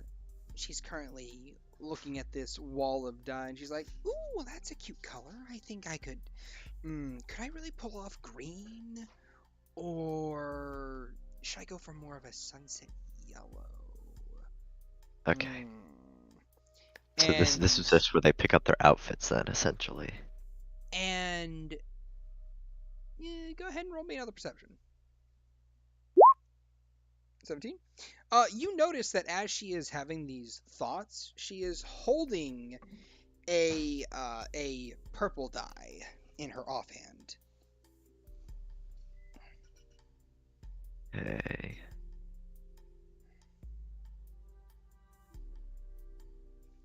And her friend is currently sifting through a bucket, like a barrel full of like little stickers. Oh man, that's me. Well, I mean, more accurately, they're pins is what they are. Soren, what do you want to do? I mean, Soren's not used to this, so he's just kind of letting Maxwell do his thing. But if Maxwell is relaying any of this to him, he's basically doing the same thing, just writing it down. He's got like a monologue going on. All right then. Stream of consciousness. And Veylyn, what are you doing? Veylyn's just keeping an eye on Soren and Max, seeing as how they're the closest. Just seeing if anyone's made the both of them. All right then, roll me a perception. He's watching the Watchers. He's watching the Watchmen. God damn! Omega oof. Alright, I'm gonna refresh roll 20. You don't really spot anyone that's really paying that much attention. Mainly because I would assume Maxwell is conspicuous enough to just like lean against a wall and just vibe. And Soren is conspicuous enough to just sit there and be like, "I'm drawing art. I'm doodling. Doodle-a-doo." Yeah, it doesn't really look like Soren's writing anything. It just looks like he's fucking around. And he may be about to find out. I'm And Veylyn's also just pawing the crystal that he has. Alright then. So, as the three of you wait, Maxwell, that other customer eventually does buy a dye. They buy a black dye for themselves, and they leave the shop. And when they do, I make sure I'm turned away from the door with like my hood up. Yeah. When they do, Tana does make her way up to the countertop, and she begins talking with the lizard man. With the big But I can't alligator hear man. anything. No, you can't. You're outside. Yeah. Oh, I wish I could read lips. Oh, how I wish. Let's see. If you would like, if you would like, you may roll for me a insight check. Sure. All right. Despite this alligator man's very large and in charge view, and Tana's very small and scrawniness, she doesn't look afraid of him. She just very confidently puts down that purple dye on the countertop, and the two of them chat for a little bit, and they seem amicable, like they know each other fairly well. And he responds, and then takes the dye and sets it behind the counter before pulling out a package and handing it to her. Yeah, that looks like fucking paraphernalia if I've ever seen it. She gives him a big grin and a happy nod, and then she turns around and pokes Tana, who just kind of like goes, oh, "What? Oh, yeah!" And then the two of them leave. I need you and Soren specifically to make me another stealth, to make me another stealth check. Oh yeah. Ooh. Don't fail. Oh. Okay. The two of y'all are just carrying me at this point. Alright, knock on wood. 2 nat 20s, no nat 1s this game. It's Alright, Other it's com- unprecedented times. Soren, you are a little bit distracted by the fact that you're in the middle of writing stuff down. And as you kind of like look up just a bit too late, the two of them are already walking out the door, but Maxwell, being the experienced individual that he is, manages to slide in front of you and begin rattling off to you in Nolish. I don't know that- Nolish. Inumashi no Nolish as a language, my man. That's good because Soren knows Nolish. Yes. I'm listing off a grocery list. Let me look at my stream real quick. My stream cut out a little bit. I think the message was sent like a while ago. Okay. Gosh, I need to keep an eye on chat. Anyway, but yeah, as you guys kind of like, hold on, give me a second.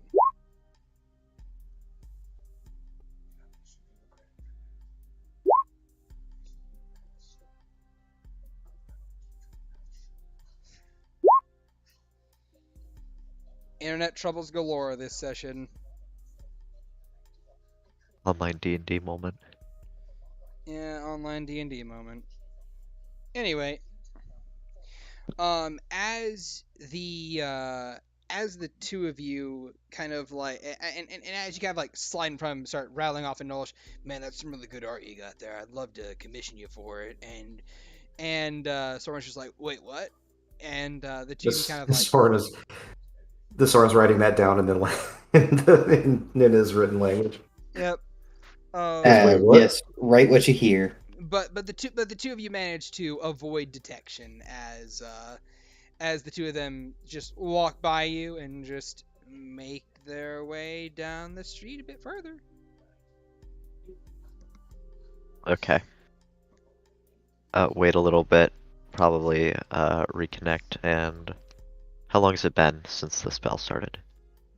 I'll fucking I ask want to Veylyn that. say- Like after we like reconnect, like how long I it's want to been. say Veylyn, you know that it's almost at its duration. Veylyn will pick up the pace and just as he's passing by the two of them, just motion like, all right, time's running out. How long does lunch last? I know, right? 1 Yeah. hour. Damn, I wish I had an hour lunch. And Yeah, holy shit. I know, right? But yeah, no, Fucking private you schools. lasts a whole hour, and with the direction they're going, you guys can surmise that they are heading back towards the school as their lunch hour is almost up. Okay. Like any other sending stone, I've only got like the one a day, right? Yeah. Okay. Well, no, not these sending stones. Oh. Okay. All right. I will. At about this time, Maxwell still sometimes gets the.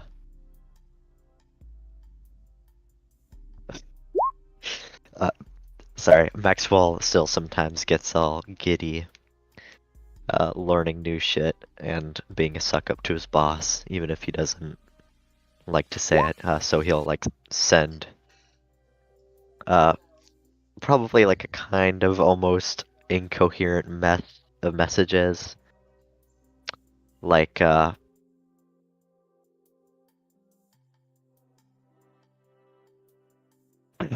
like gang member and friend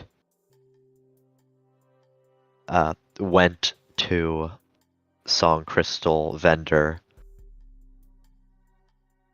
check it out later, handing out business and casual crystals. Love you, bye bye, kisses, hugs. And then he'll end the thing. You get a very awkward, cool story, bro. Neat. she just Over leave it with a and out. K. Left on red. Yeah, left on red. just a neat. Hell yeah. And he'll like fucking pump his fist and alright, let's get going. I'll make a more cohesive report later. Thanks, Soren. Alright then. No problem. You also, Soren, you heard that. You heard every word of that. Very, Hell yeah, very dude, he spoke it like awkward. out loud. No shame. Like Very- shit eating grin on his face. Very, very awkward. Just neat. Still, that is what the three of you are doing. Meanwhile, Agathar, my good man. Hi. You are going on lunch with Victoria. Victoria, Yeah. or sorry, no, Veronica. Jeez, fuck, so many names. Either of- Veronica puts an arm around you and says, "All right, buddy. So, I think, well, we have an hour for lunch. I think we could maybe go and get that apology to Heather Duke, kind of like situated. Oh, sure. I mean, might as well do it now. I mean, like, what's she Yeah, gonna I do? mean, We got Also- the time for it. Yeah, she didn't go to school today either, so we'll have to go to her house, I guess. I guess. She mentioned something with her, right? I honestly have no idea. I haven't heard from her all day. Hmm.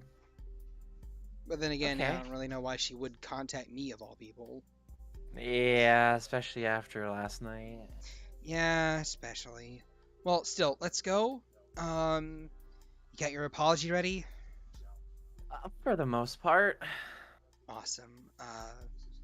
Anyway, yeah. come on. I'll show you the way. Okay.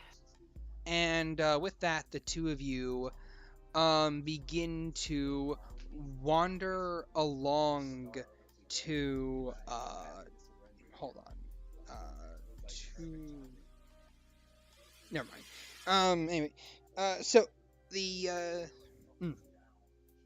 two of you make your way along through the city streets of Deepwood, and eventually find yourselves in front of a well-to-do home. The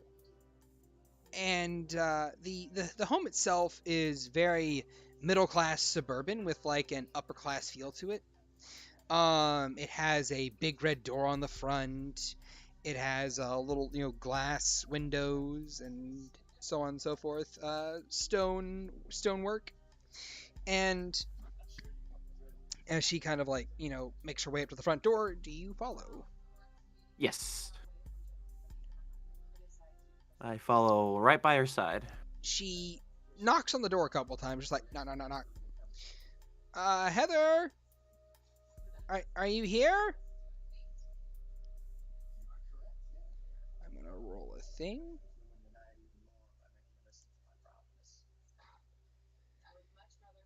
You hear from within, what do you want, Veronica? I brought that Abigail girl, so, she can apologize to you for what happened last night. I don't want to talk about what happened last night, bitch. Come in anyway. You can do something for me, I guess. Ugh. Veronica just kind of like looks to you and just gives a shrug, like, do you want to? If it kind of helps out figure out some things, yeah. Might as She'll well. she'll nod, and then she'll kind of like open the door, and she'll open the door and she'll let you in. You go in. Mhm. Yep, I hobble in. All right then. You hobble in, and inside the inside this house, it is very modern chic with various plants and ferns and all these beautiful little things. But it seems like no one else is home but the three of you. And of course, as you guys kind of like make your way further in, Veronica leads you through the house, through a couple hallways, and into a big door that says "My Room" in floral patterning on the front of it. Mm-hmm. She knocks on the door twice, and you hear, "You can enter." Veronica looks back over to you and just gives you a thumbs up. Shrug and just. And Abigail opens the door and steps inside. All right, you open the door, step inside, and there before you is Heather Duke, blue-haired human.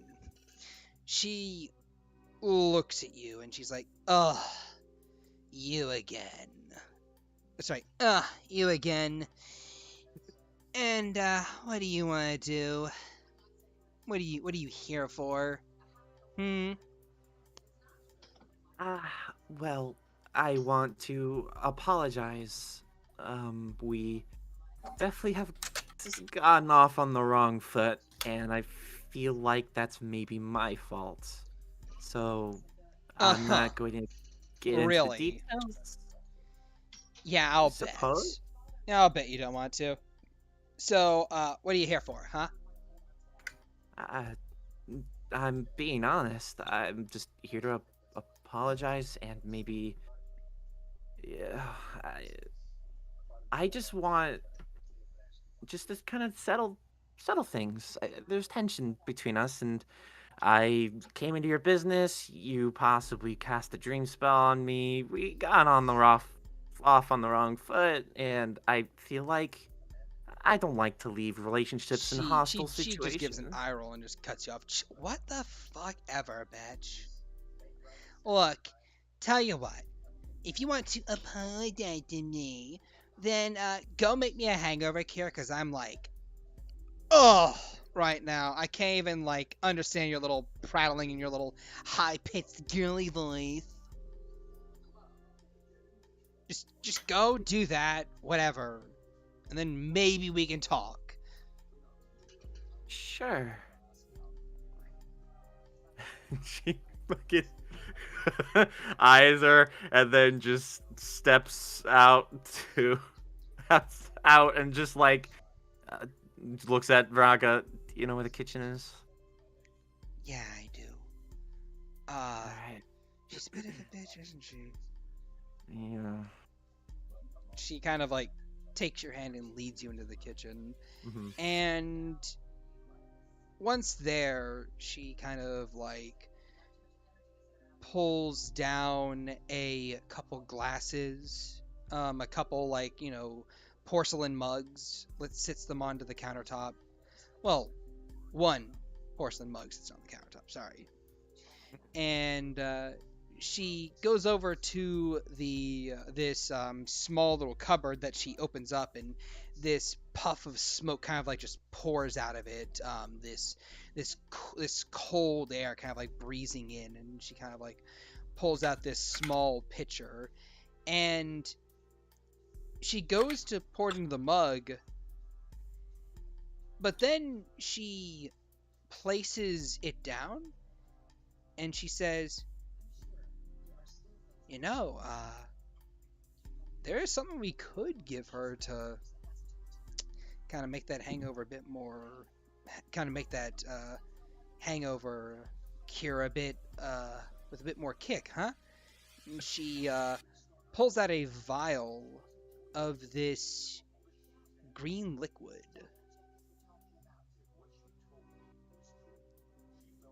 Abigail tilts her head a little bit.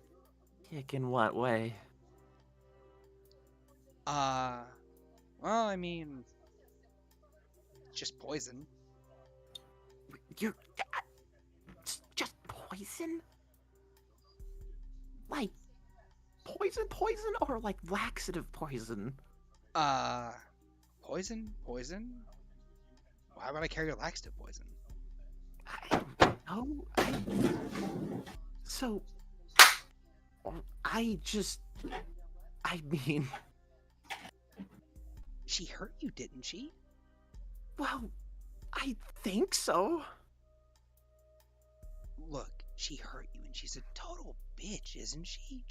And she kind of like uncorks it and just pours it into the mug while she's saying this. Just like pours it in, just like, what? I don't wanna look. You don't want to? Oh, okay, fine. I understand, but she was a total bitch to you, you know?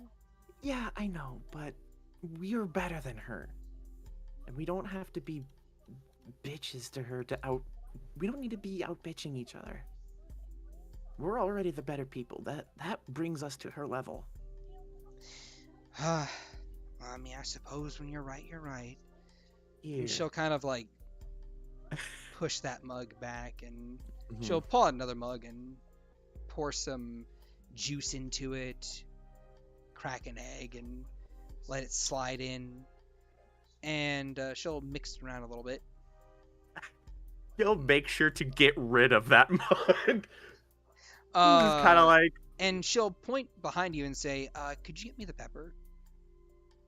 sure. Yeah, she uses Mage Hand to get it. Alright. She takes the pepper and she pours a little bit into a mug. Then she picks up the mug and says, well, wanna go? Yeah, I guess so. Alright. You'll have to give it to her, though. Yeah. Then she will like kind of like hold her hands up for it. Alright. She'll hand you the mug. Okay. And as so when on walking towards the room, is she staying in the kitchen?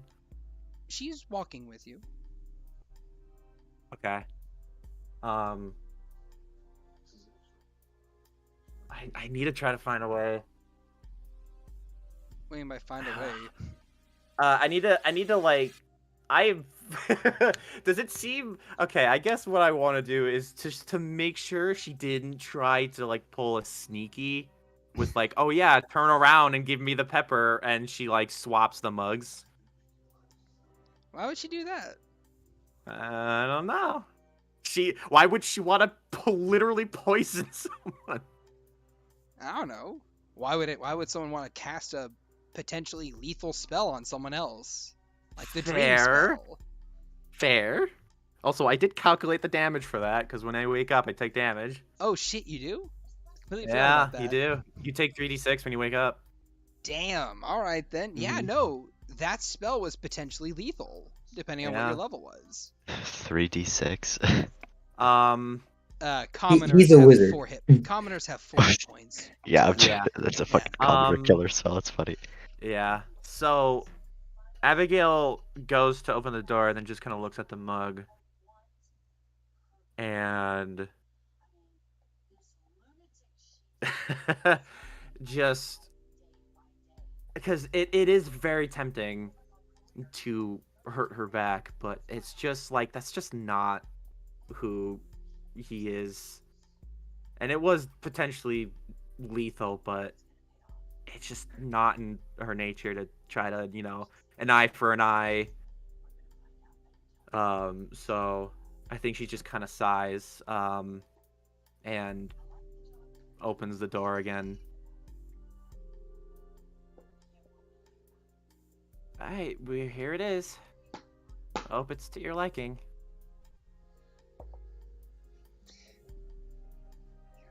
Heather Duke just snatches the mug out of your hand and just goes, ugh, fine, you little rat. We'll see just how decent this cure is. And she just takes the lid off the mug and drinks it. Just shotguns it. Places the mug down to her right, puts the lid back on top of it. Huh.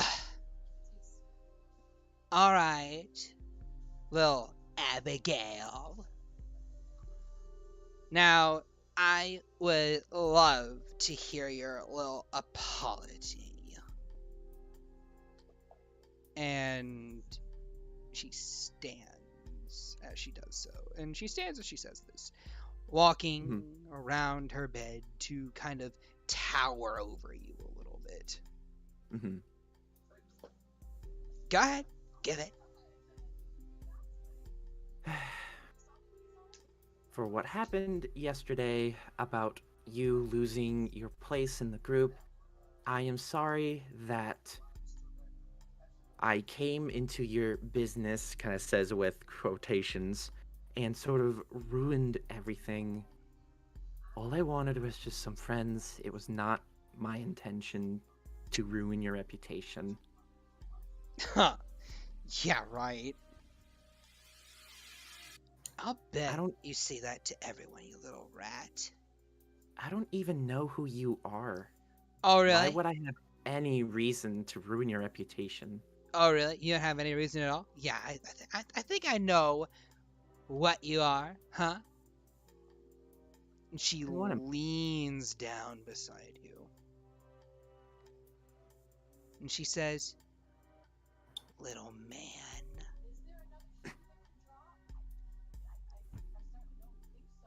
Pervert. I know what you are.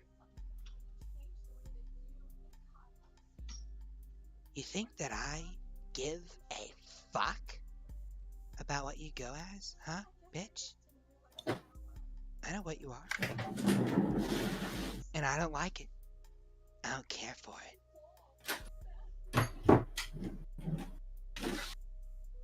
So you know what?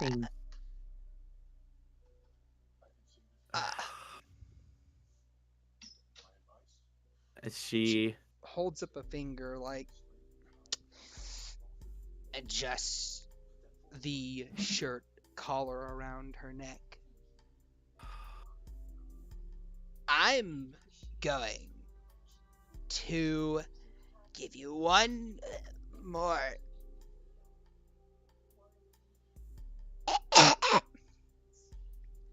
Oh, God. I'm going to...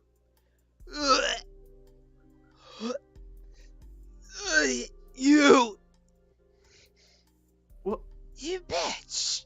What? And what? She falls backwards, slumping to the ground, spasming lightly before spasming no more, as a single